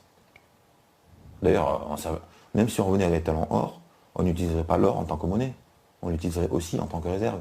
Ouais, bien sûr. Donc ça ne résoudrait pas le problème. Le problème, c'est que en fait, le système, tel qu'il est, il ne peut pas fonctionner. Alors qu'inversement, dans mon système, la question ne se pose même plus. On produit plus, les gens peuvent consommer tout ce qui est produit. Ouais, oui. Mais le système actuel, lui, ne peut pas résoudre le problème. D'autant plus que, à mesure que Alors, au début, il y a quelques pays industrialisés. Donc, ils exportent. Mais quand tous les pays du monde sont industrialisés, ça n'a plus de sens. Oui, en fait, quand la terre entière est industrialisée, il faudrait une deuxième terre pour exporter. Mais ça ne marche pas comme ça. Donc en fait, on est globalement dans une impasse. Et à un moment donné, il faudra quand même trouver une solution. Et il faudra quand même comprendre que le problème d'une crise financière, il vient forcément de l'argent. Je ne sais pas, parce qu'il y en a qui nous parlent. Ouais. D'un côté, c'est les banques, de l'autre côté, c'est la création monétaire, de l'autre côté, c'est la spéculation. Mais vous ne remarquez pas que ça tourne quand même autour d'un dénominateur commun. C'est l'argent. Et à un moment donné, il faudra quand même regarder les choses en face. Parce qu'on nous dit aussi est-ce que les gens ils auront encore envie de faire des travaux pénibles comme occuper des métiers de caissière, tous les petits boulots de femmes de ménage, etc. Ça se trouve, il y a peut-être plus de caissière. Oui, parce que là... D'abord, si demain vous touchez 10 000 euros à faire caissière, vous trouvez que c'est pénible? Ouais. En valeur. Je prends un exemple que l'on puisse comprendre, mais ça relativise. Ouais. Y en a en plus, encore une fois, c'est un système qui permettra d'apporter le meilleur à ses employés. Aujourd'hui, on va pinailler sur les crayons, sur la machine à café. Dans ce système-là, les employés veulent une machine à café, ils ont une machine à café, dernier cri. C'est ce genre de question qui ne se pose même pas. Et tout ce qui sera possible de faire pour améliorer le cadre du travail sera fait. Voilà. Effectivement, ça se trouve, il n'y aura peut-être même plus effectivement de caisse. Donc, mais il ne faut pas se poser ce genre de questions. Il y a où on se bat pour les principes, et le principe, c'est que les citoyens doivent être égaux en devoir et en droit, où on défend l'argent. À un moment donné, il faut choisir son camp. On ne peut pas passer son temps à se plaindre du système actuel, et en fait, le cautionner de mille manières. Ouais. On me demande justement, est-ce qu'il n'y aura pas un vide laissé et que le pouvoir du contrôle de la monnaie ne va pas se déplacer par un contrôle du pouvoir des institutions d'échange, de ces institutions qui contrôlent les échanges. Finalement, il ne va pas se transformer ce pouvoir, en fait. C'est-à-dire, non, pas de risque. Non, ça n'a pas de sens. Non, ça n'a pas de sens. Non. Non, mais ça n'a pas de sens.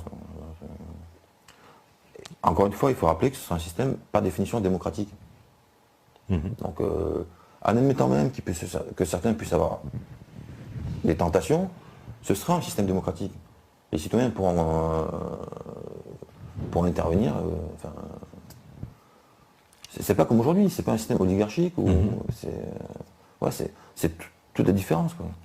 Et immédiatement, on me nous dit, oui, est-ce qu'il n'y aura pas un problème fondamental sur le nombre d'humains sur Terre? Est-ce que la démographie va pas avoir son rôle à jouer dans moi, ce genre de questions, je réponds tout simplement.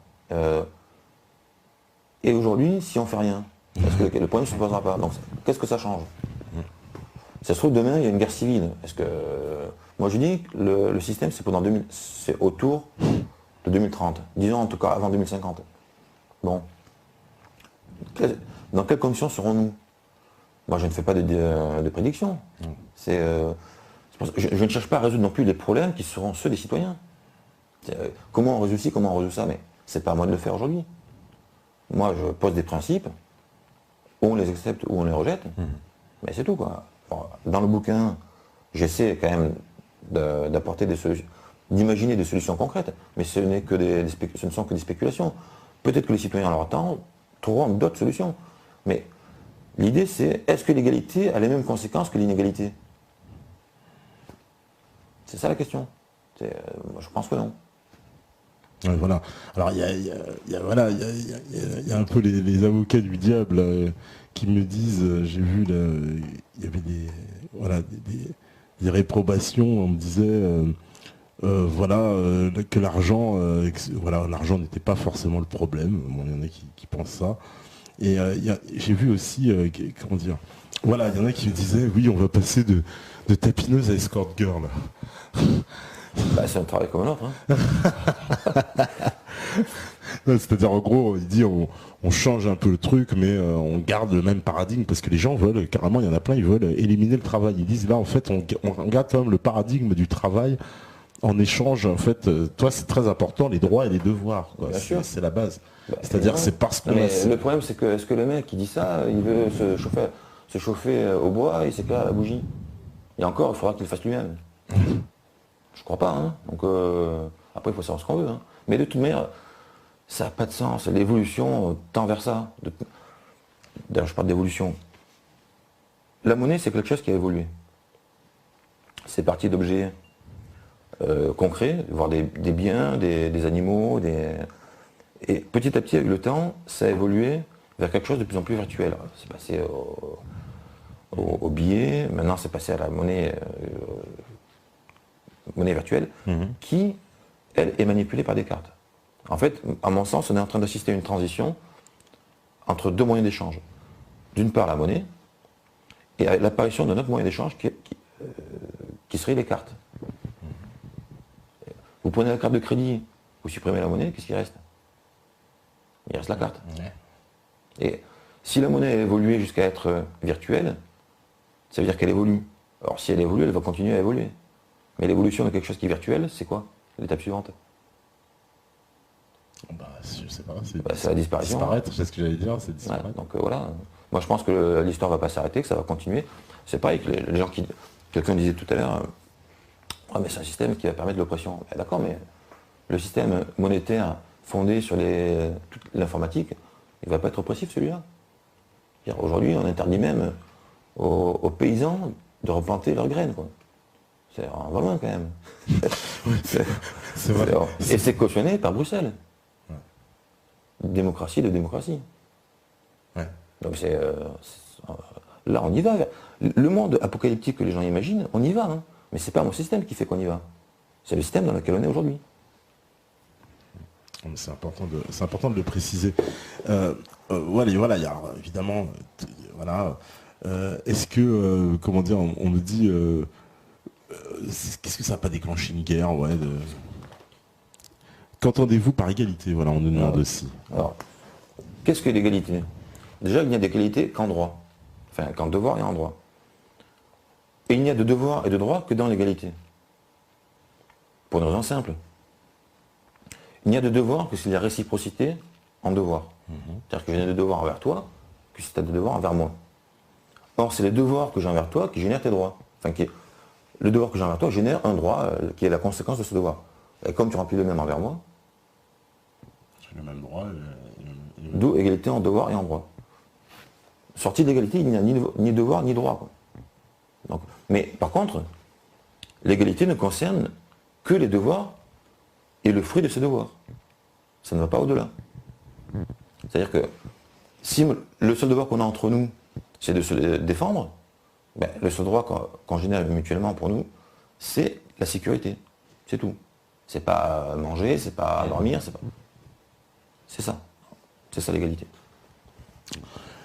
Alors, qu'est-ce qu'on me dit? Et que faites-vous de la défense de la nature? On me dirait, qu'est-ce qu'on fait aujourd'hui de la nature? Ben, réfléchissez 2 minutes. Pourquoi est-ce qu'on détruit la nature? Si ce n'est pour le profit. Dans un système dans lequel il n'y a pas d'argent, on peut déjà... on raisonne forcément différemment. Déjà, on peut éviter de... Une entreprise peut avoir des normes plus strictes de non-pollution, etc. Ça ne lui coûte pas plus d'argent.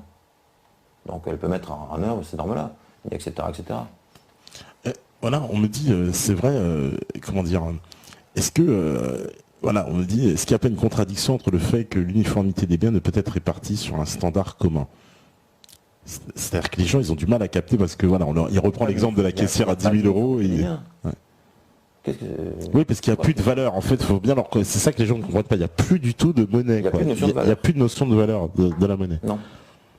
Ça disparaît. J'ai pas compris la question en fait. Parce qu'il me dit, si la caissière a payé 10 000 euros par mois, combien vaut la machine à café dernier cri? Non, mais c'était un exemple pour que les gens comprennent le pouvoir d'achat qu'auront les gens dans un système non monétaire.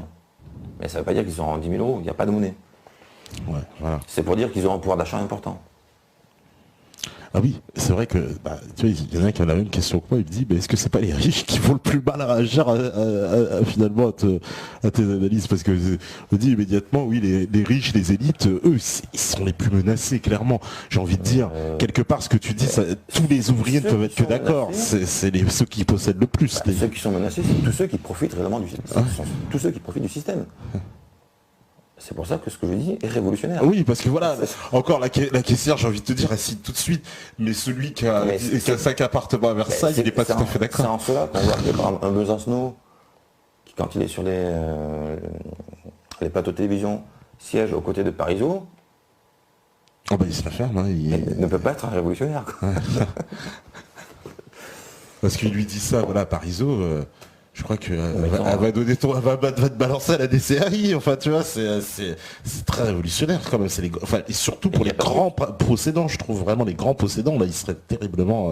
Cela dit, les grands possédants, ils ont de l'argent. Qu'est-ce qu'ils en font de leur argent? Ils ne peuvent même pas le dépenser. Non, ils ne peuvent pas le dépenser. Ça n'a pas de sens, quoi. C'est d'une indécence. Mais bon, on s'en fout. Hein. Mais ils ont le pouvoir. Mais en période de révolution, l'argent ne compte plus. Le pouvoir, c'est la force.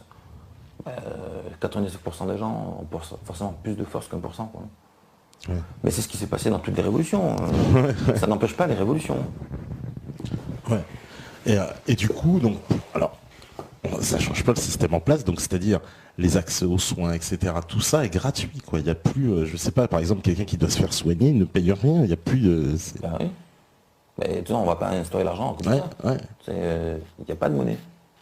Mais le médecin, lui, quand il va manger, quand il mange, c'est gratuit pour lui. Ouais. Quand il achète sa voiture, c'est gratuit pour lui. Bon, mais voilà, c'est... Et il faut surtout pas, alors justement... Mais par contre, tout le monde est effectivement tenu de remplir son devoir. Ouais, alors, attention, est-ce que dans l'accès aussi... Il y a des gens qui prennent l'émission en cours de route, donc j'ai une question, c'est est-ce que justement dans le fameux accès au marché, il est identique pour tout le monde? C'est parce qu'on va pas dire à un moment donné, bon le médecin, lui, il a un peu plus l'accès au marché que... Alors j'ai imaginé une chose, alors, ça c'est qu'une chose que j'ai imaginé, c'est qu'on pourrait effectivement accorder à l'occasion des priorités. Ça ne veut pas dire que c'est un droit différent. C'est pour des gens plus méritants que d'autres, on peut dire, tiens, pour eux, il y aura une priorité. C'est pas un droit différent. Mais on ne regrette pas la classe des classes sociales, hein, non?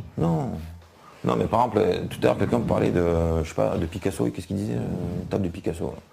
Qu'est-ce qu'on s'en fout de savoir qui a la table de Picasso, quoi. C'est pas ça qui... si ça fait plaisir à quelqu'un qui a... Parce qu'il a pu travailler, enfin, il a mieux servi la cité que d'autres, il a droit à ce truc-là, ça change rien à la vie des autres. Ouais, mais ça va pas créer une place de privilégié quand même, non, un peu. Mais privilégié, mais d'accord, mais ça change quoi à la vie concrète des gens? Le problème dans un système monétaire, c'est que pour que des gens aient plus de droits que les autres, il faut qu'ils prennent l'argent aux autres. Donc les autres aient réellement moins de droits. Mais là, ça ne leur enlève rien. Alors, là, il y a certainement une idée préconçue que tu dois bien connaître et que tu vas démonter. On nous dit, on a créé l'argent pour répartir les ressources réelles entre les êtres humains, assurer leurs échanges et faire fonctionner la société en incitant au travail. Non, rien du tout. On n'a pas créé l'argent. L'argent, c'est une croyance qui s'est imposée. Alors, là, on a inventé la monnaie. Mais la monnaie n'est pas l'argent. L'argent, c'est, encore une fois, la croyance que la notion de valeur marchande est nécessaire pour échanger. C'est une croyance qui est venue, qui s'est imposée d'elle-même par la pratique du troc. Et l'évolution, avec cette croyance, a amené la monnaie. Mais on n'a pas créé la monnaie pour faire ça. C'est qu'effectivement, la monnaie, du fait qu'elle soit là, on s'aperçoit qu'elle crée des inégalités, qu'elle permet l'exploitation, qu'elle fait ci, qu'elle fait ça. Mais ça n'a pas été fait pour ça. Ça n'a pas été inventé pour ça, ça n'a même pas été inventé. C'est une conséquence. C'est une conséquence qui découle naturellement. Voilà, ça n'a pas été créé pour. C'est ni pour ça, ni pour autre chose. Et à quel moment, justement, est-ce qu'il y a des expériences de société sans monnaie? Est-ce que tu as eu connaissance de ça? Est-ce que c'est déjà arrivé dans l'histoire? Enfin, à part... Sans monnaie ou sans argent? Non, mais déjà, dans l'histoire, c'est sûr. Hein, l'homme, les premiers trocs, je pense, ça doit remonter à quelques 50 000 ans, tu vois, quelque chose comme ça. L'homme existe depuis plus que ça. Hein. Donc il y a déjà des sociétés qui n'ont même pas connu l'argent, ni le troc. Les sociétés animales, il n'y en a pas une qui connaît le troc. Hein. Et elles fonctionnent. Au niveau des sociétés humaines, il y a eu des expériences. Ouais, alors, il faudrait voir le détail, parce que même s'il n'y a pas de monnaie, ça peut être basé sur des préjugés monétaires. Si par exemple on réintroduit le rationnement, des trucs comme ça. Mais il y en a eu, oui.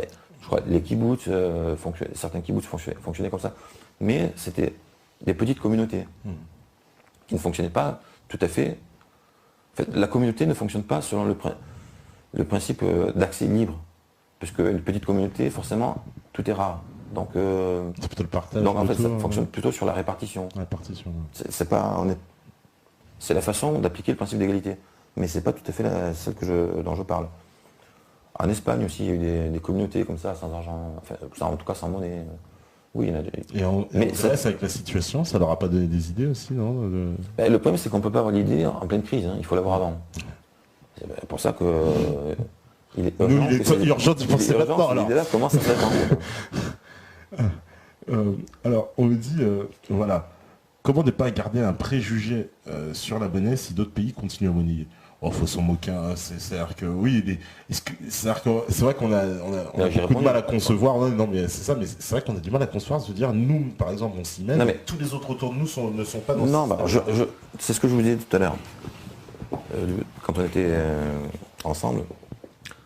Aujourd'hui, individuellement, nous fonctionnons tous comme des systèmes non monétaires. Nos corps. La société, on appelle ça le corps social. Imaginez votre corps. Des organes complémentaires, etc. Vous évoluez en tant qu'individu dans un monde non monétaire. Dans un monde monétaire. Mais vous avez besoin d'apports extérieurs. Vous avez besoin de manger, clairement. Comment vous faites? Vous travaillez. Avec votre travail, en contrepartie de votre travail, on vous donne de l'argent, puisque le monde est monétaire, et avec cet argent, vous achetez à manger. Le principe est exactement le même pour une société dans son ensemble. Elle produit, elle exporte, elle vend, elle a un budget, elle achète. D'accord. Bon, après, il faut mettre en place des institutions, etc. Mais voilà le principe. Donc aussi, on m'a parlé de la question des frontières. Alors ça, c'est bien, parce qu'on m'a dit il y a une nécessité de rétablir les frontières aussi dans ce système-là. C'est très important. Mais par définition. La cité est finie à un instant T. La cité est formée par un ensemble de citoyens. Donc c'est pas l'humanité, c'est la société des citoyens. Après, je t'ai dit qu'il y avait en plus une différence entre la citoyenneté et la nationalité. Alors c'est quoi cette différence? Parce que j'aimerais bien comprendre. Précisément, comme aujourd'hui on est dans un monde où les gens quand même circulent, en tout cas ils ont beaucoup circulé dernièrement, pour qu'un système fonctionne, il faut qu'il soit défendu par des gens qui y sont attachés. Donc ça ne peut pas être par des gens de passage, ou par des gens ou d'un TIF qui pensent universel, ou étrangers qui pensent étrangers. Il faut que ce soit un corps de gens, enfin il faut que ce soit des citoyens attachés à la cité. Et c'est la différence entre ce que j'appelle les citoyens ordinaires et les citoyens nationaux. En fait, les citoyens qui sont fidèles plus que les autres à la cité doivent pouvoir le prouver par des devoirs particuliers, doivent en retour jouir de droits particuliers qui sont les droits politiques. Et la nationalité confère les droits politiques. En fait, aujourd'hui, la nationalité, ça ne veut rien dire. En fait, aujourd'hui, les notions de citoyenneté et de nationalité sont confondues précisément parce que dans un système monétaire, la société ne peut pas garantir les droits économiques aux citoyens puisqu'ils passent par la monnaie. Donc elle est obligée d'inventer autre chose. Mais dans un système où effectivement c'est la société qui garantit les droits économiques, elle garantit non seulement les droits économiques, mais elle peut aussi reconnaître qu'il y a une différence entre des gens qui sont attachés à défendre la société et des gens qui n'en ont rien à foutre. Mais au niveau économique, ils auront quand même les mêmes droits. D'accord, mais qui va faire cette différence? Ça va s'établir comment? Donc c'est les devoirs, c'est-à-dire ceux qui accepteront de faire tel devoir. Par exemple, moi je suis pour le rétablissement d'un service national, par exemple. Pas forcément militaire, mais national, qui a un sens. Et donc les gens mais volontaires. C'est-à-dire que les gens qui acceptent. Ça va au-delà, en fait. Pour pouvoir accéder dans mon système, tel que moi je le conçois, pour pouvoir accéder à la nationalité, il faut d'abord répondre à des critères identitaires qui font que on est en France, donc pour être français, il faut répondre à des critères identitaires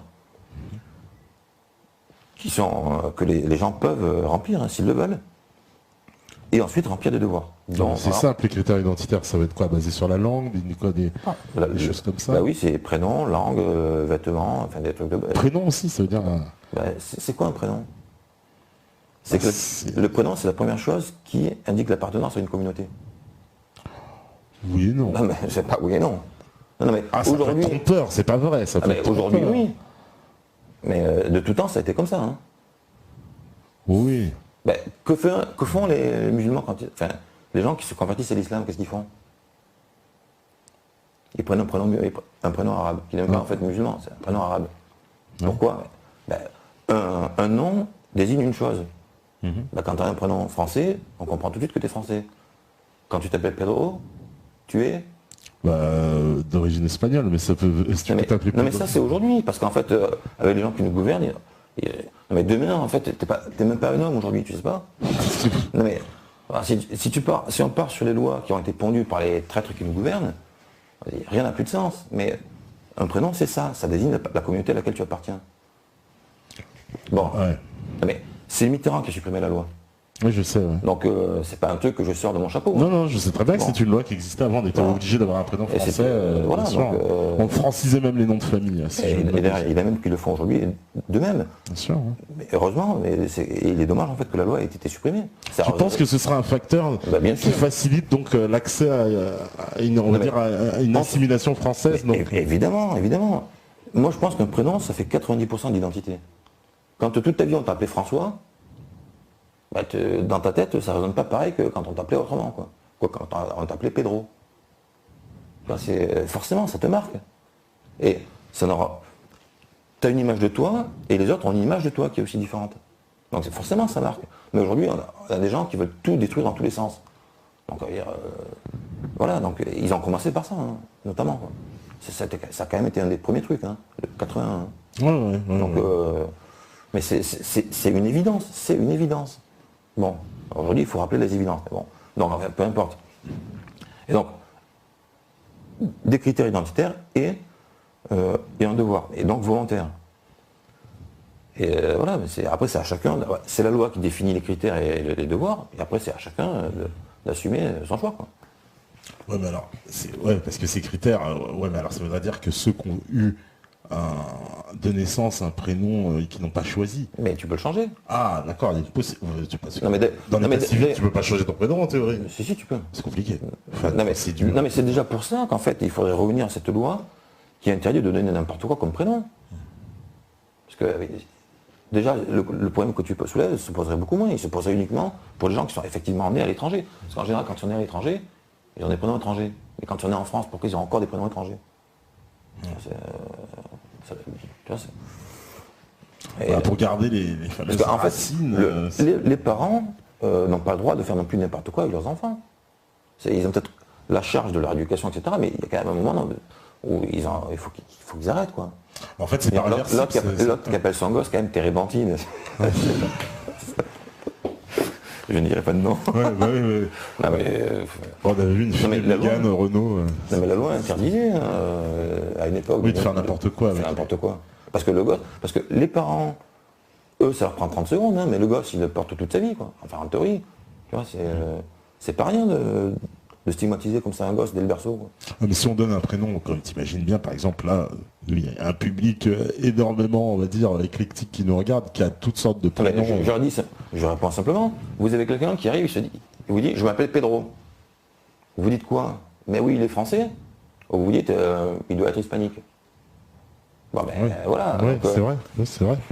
C'est la même chose pour. Ouais, mais moi j'ai un prénom français, je donne mon prénom français, on me demande aussi toujours mon origine. Ça Oui, marche. on ne met pas en cause le fait que tu sois français.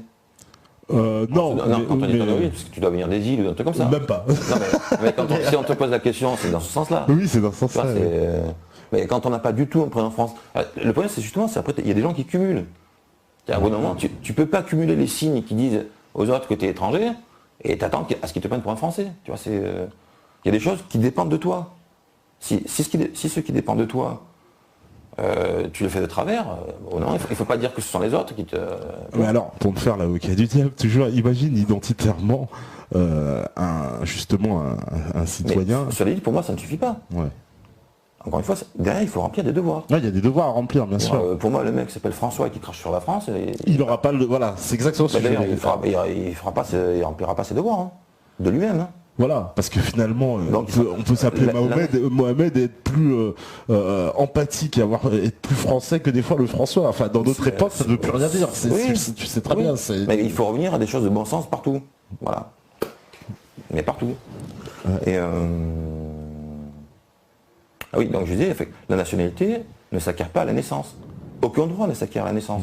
D'ailleurs, le coup de la Déclaration des droits de l'homme de 89, les hommes naissent et demeurent libres et égaux en droit. Non. On ne naît pas avec des droits. On ne naît pas citoyen. Il y en a qui disent qu'on devrait pouvoir choisir son prénom une fois majeur. C'est vrai. Peut-être ça simplifierait les choses. Alors, d'accord, le choisir. Moi, je suis effectivement pour qu'on choisisse. Mais en même temps, pour être français, il faut choisir un prénom français. Alors ça voudrait dire qu'il y aura quand même une liste de prénoms définie, parce que qu'est-ce qui va dire que... Moi je connais des gens, ils inventent leur nom. Ils inventent. Hein. Français ou francisé. Ouais.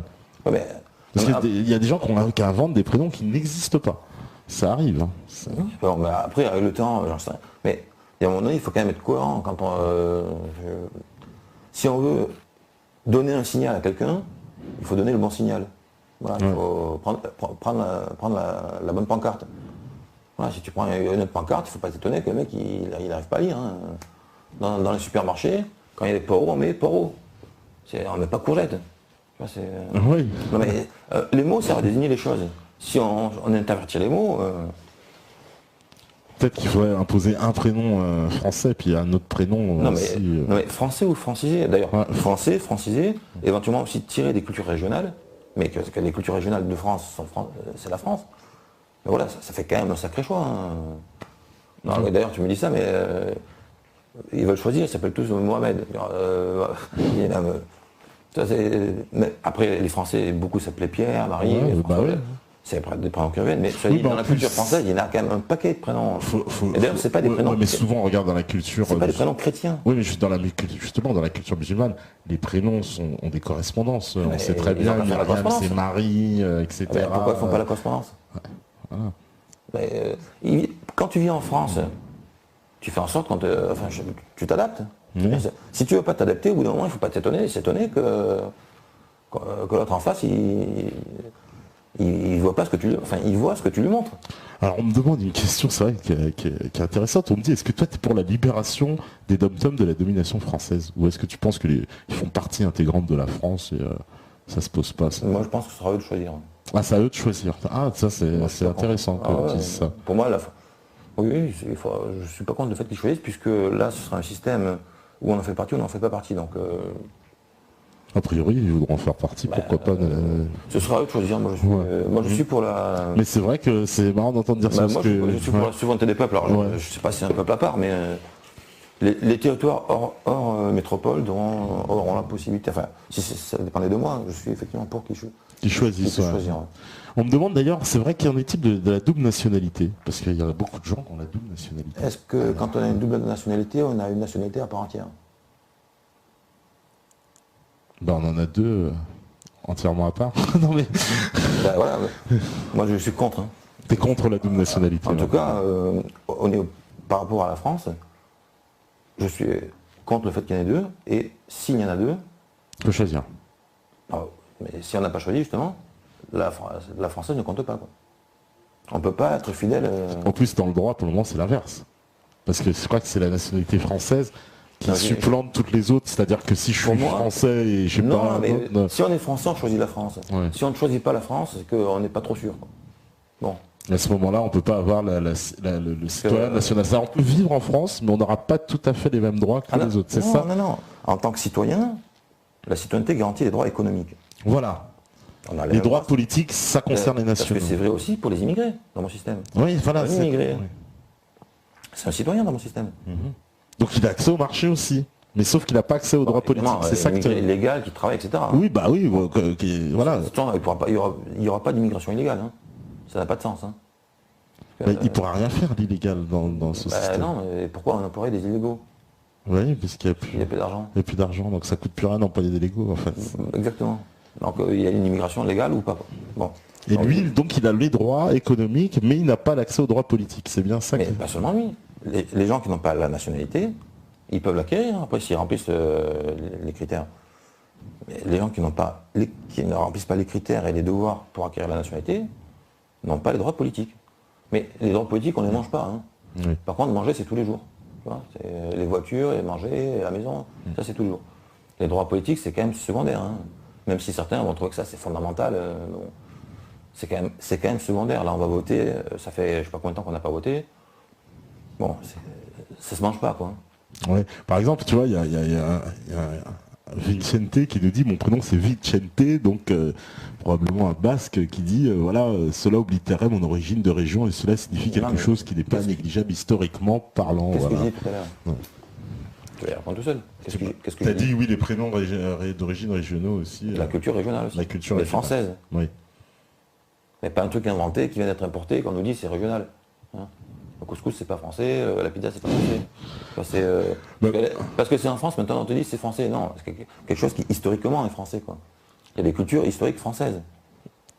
Voilà. Oui, mais comme il dit, il parlait pas français, ses ancêtres aussi.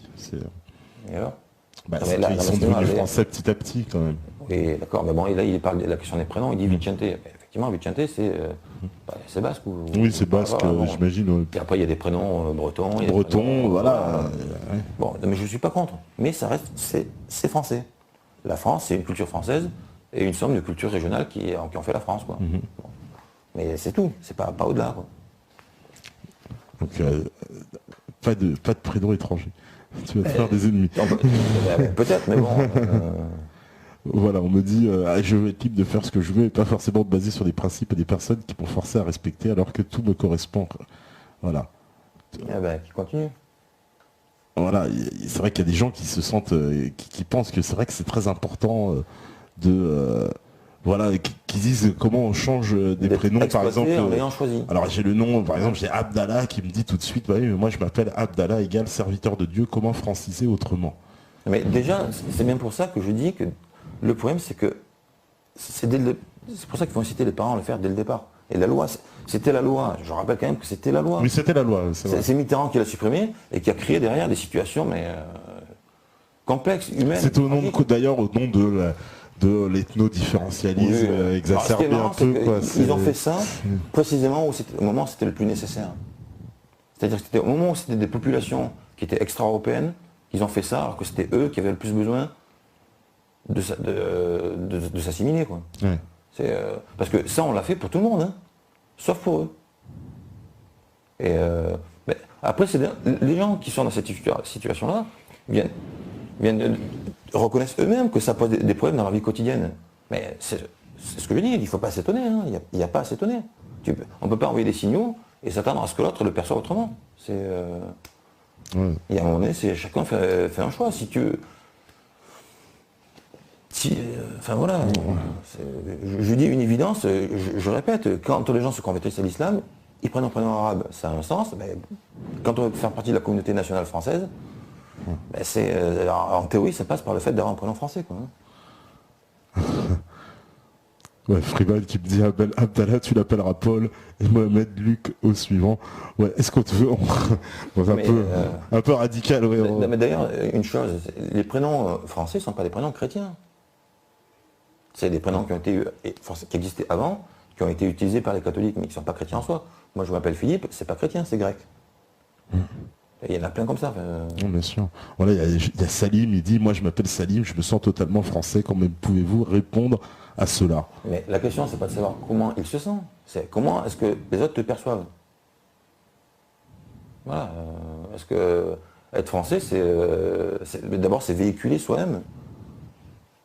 Oui, mais ça se trouve, si on rencontre Salim... Non, mais c'est précisément ça le problème, c'est qu'il y a plein de gens qui sont effectivement, concrètement, à deux doigts il n'y a pas de problème, sauf à ce niveau-là, quoi. Et c'est quoi un prénom? Putain, ça c'est rien. Les mecs, quand ils vont sur Internet, ils prennent des pseudos. Même moi, c'est pas mon prénom. Non, je sais pas, s'ils veulent... C'est un problème en soi, donc où on veut le régler, ou on veut pas le régler. Et j'indique comment faire. S'ils veulent continuer à traîner un prénom qui fait que chaque fois qu'ils font un pas, on leur demande s'ils sont français, mais il ne faut pas s'étonner qu'on leur pose la question. Parce qu'être français, c'est avoir un prénom français, pour commencer, quoi. Et les parents devraient le faire dès le départ.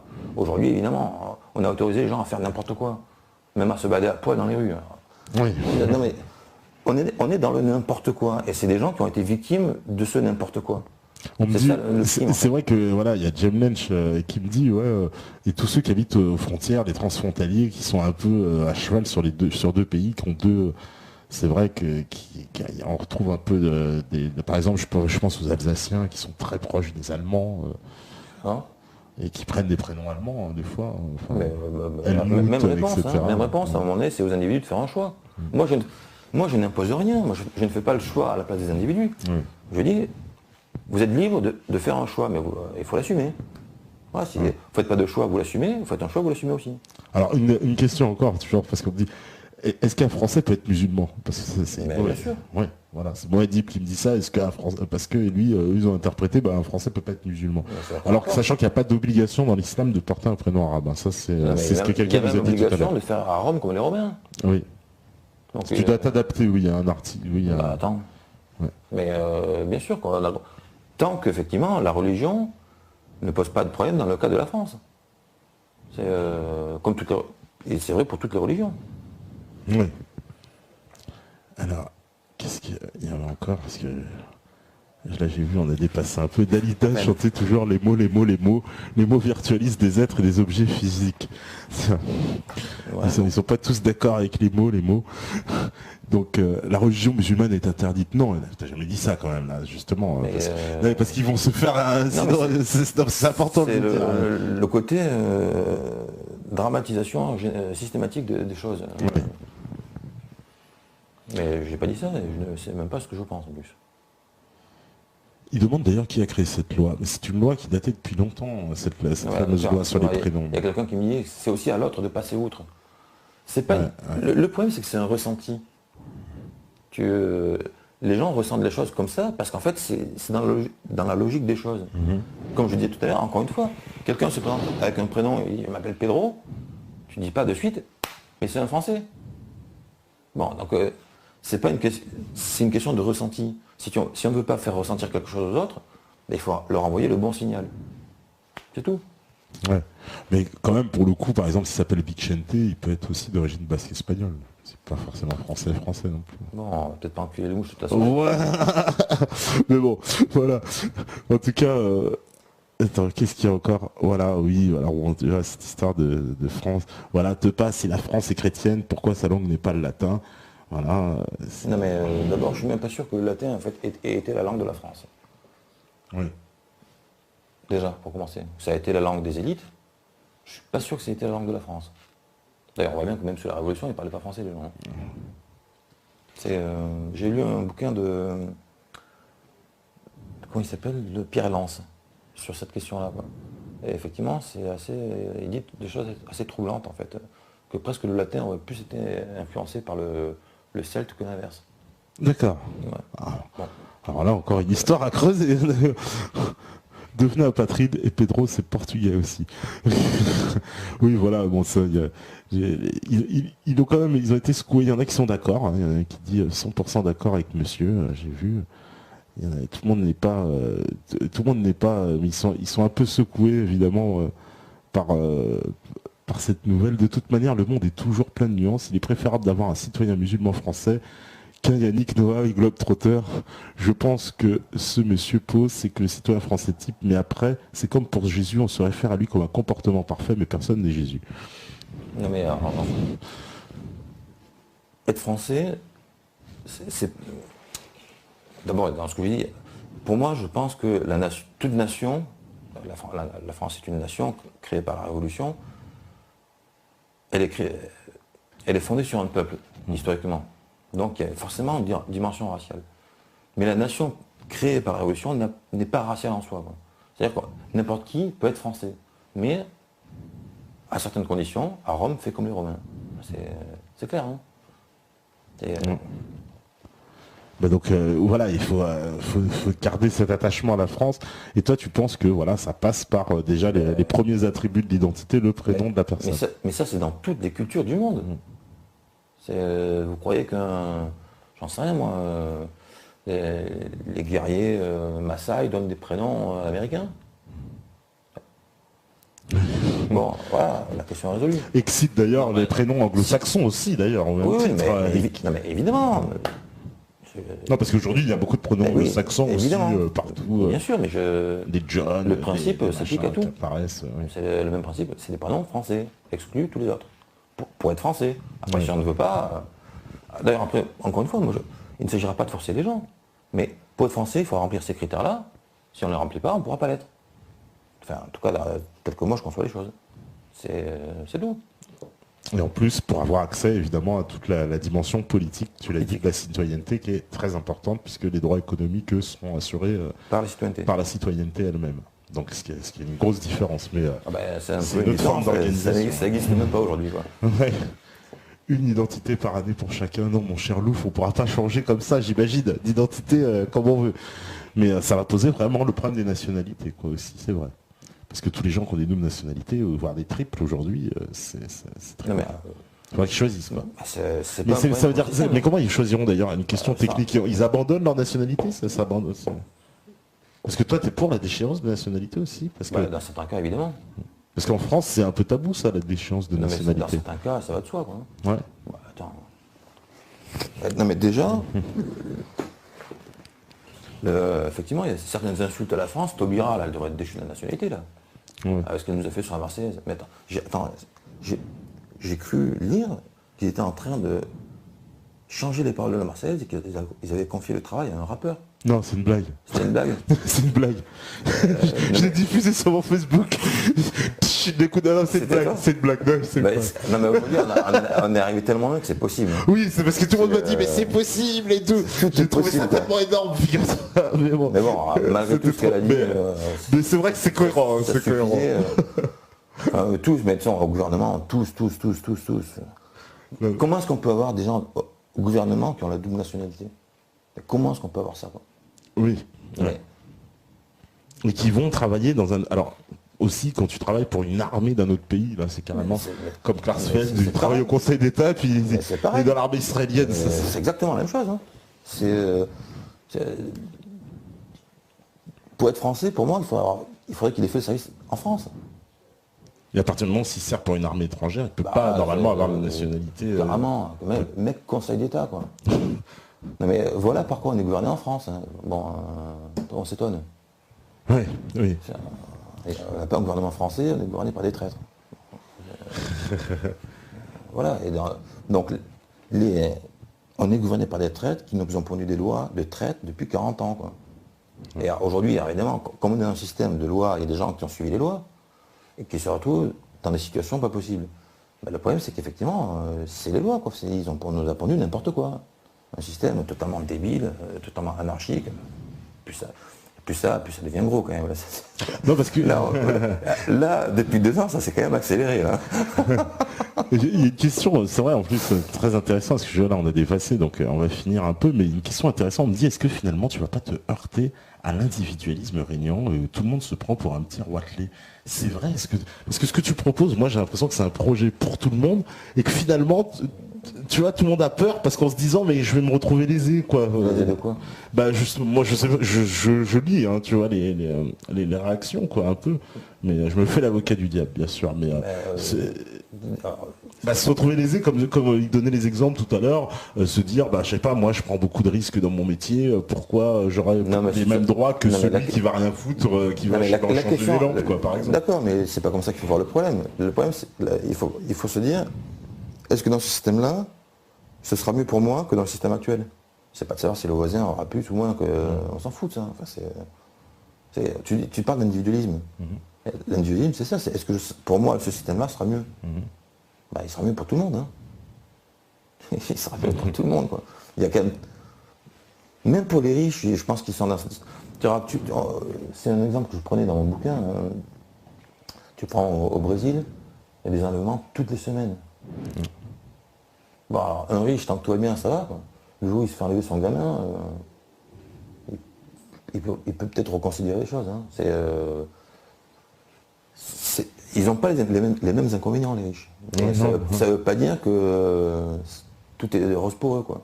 D'ailleurs, un des gros problèmes pour les riches, c'est que justement, précisément, ils sont riches. Quoi. C'est-à-dire que, je parle notamment pour les enfants, c'est que même s'ils ont un malaise, ils ne peuvent pas le dire.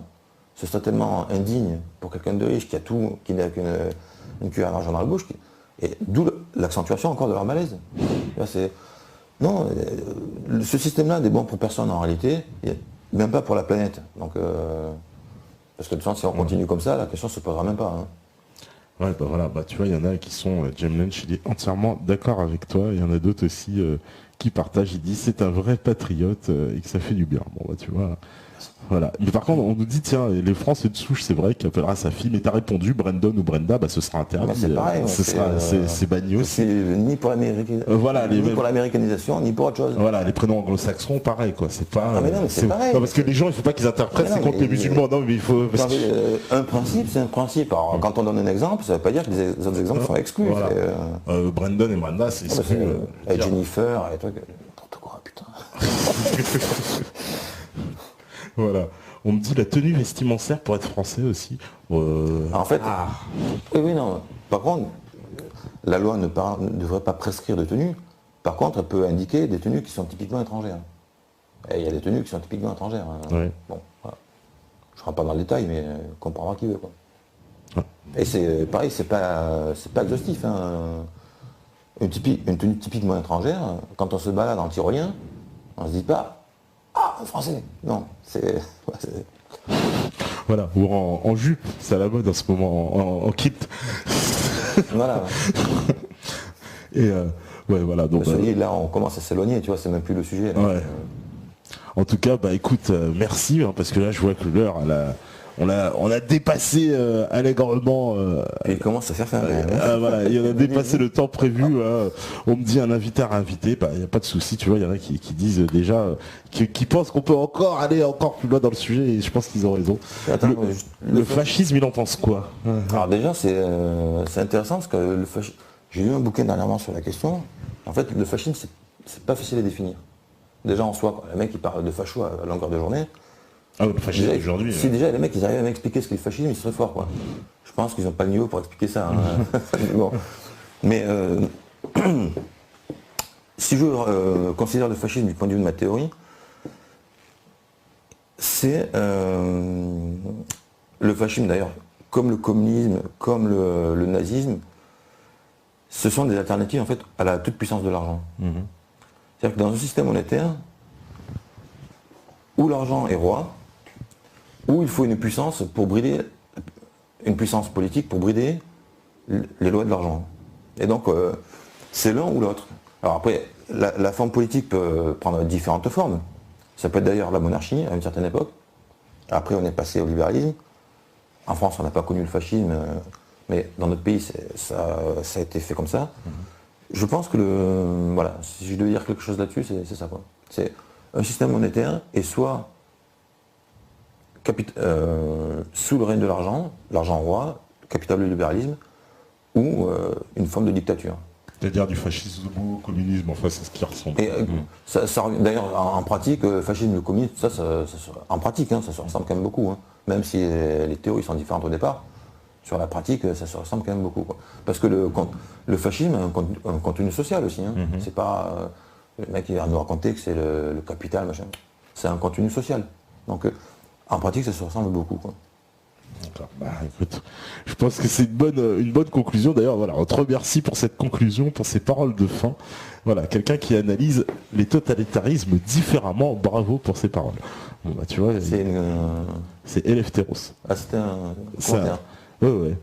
Voilà, merci à Philippe, Rénu, etc. Tu vois, il y a pas mal de... merci à tous. Non, il y a pas mal de gens, tu vois, ils se posent des questions, mais ils sont...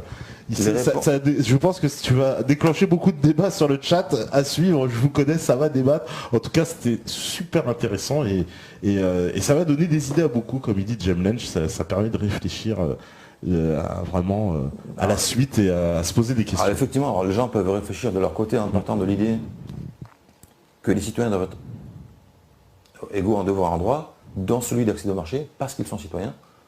Bah, c'est l'idée que j'ai eue au départ et c'est de là que vraiment j'ai développé toute ma théorie. Je n'avais pas une réponse à toutes les questions qu'on m'a posées. C'est que ce que je disais, en fait, il faut partir de l'idée que les citoyens seront dans un système dont ils ne pourront pas sortir. Donc, confrontés à un problème, il faudra qu'ils trouvent des solutions. Il faut se placer intellectuellement dans cette situation, et les solutions, en fait, on les trouve, elles sont assez faciles à trouver. Quoi. Une fois qu'on a résolu le problème de l'argent, qui empêche en fait de trouver des solutions à tout, parce que c'est lui-même qui les crée, les problèmes, en fait, dans ce système-là, les choses deviennent beaucoup plus simples. C'est des questions de bon sens, c'est des questions de volonté, ça dépend de l'humain. Quand on parle, là pour le coup, c'est l'homme est au centre, vraiment au centre. Mais tu fais en plus disparaître des choses auxquelles on n'a pas trop évoqué, mais la corruption, la délinquance, une forme de... Bah, il y a quasiment plus de délinquance. C'est toutes ces choses-là, c'est des fléaux qui sont les conséquences du même système monétaire. Pourquoi est-ce qu'on pique un autoradio? Bon, maintenant ça se fait plus trop, mais un autoradio, pourquoi est-ce qu'on casse une voiture pour piquer un autoradio? On peut rien revendre, et faire de l'argent, etc. Mais s'il n'y a plus d'argent, il n'y a plus de raison de piquer l'autoradio. Enfin, alors qu'on peut l'avoir, c'est des citoyens. Et à qui on va le revendre, puisque chacun peut en acheter un neuf. Mais tout est... Quand les gens me disent, mais ça change rien. Mais s'attaquer à l'argent, ça change tout. Et c'est d'ailleurs, ça change tellement tout que les gens se font dessus. Ils n'osent même pas avoir cette idée-là. Parce que s'attaquer à l'argent, c'est réellement s'attaquer à la racine du mal, je trouve. C'est vraiment la racine. C'est s'attaquer à toutes les puissances de la Terre. Et le problème, c'est que quand on est un individu dans son coin, même si là, en fanfaronne, on dit ça, c'est rien, quand on est dans son coin, on se dit, waouh, non, je vais quand même m'attaquer à un gros morceau, là. C'est ou ça, ou on continue, et on reste dans la matrice. Ouais, bah écoute, moi je pense que ce soir tu as réussi à faire réfléchir pas mal de gens. Je le vois, voilà, il y a pas mal de mots d'encouragement et voilà, oui, cannabis en libre distribution, on aidera, bon bah ça on verra. De toute façon, s'il n'y a plus d'argent, tu pourras faire pousser ton cannabis tranquille, ne t'inquiète pas. Moi je suis d'ailleurs pas contre la consommation, la production. Voilà. Je suis contre la vente. Voilà, moi aussi. Donc, en tout cas, merci beaucoup Philippe d'être venu.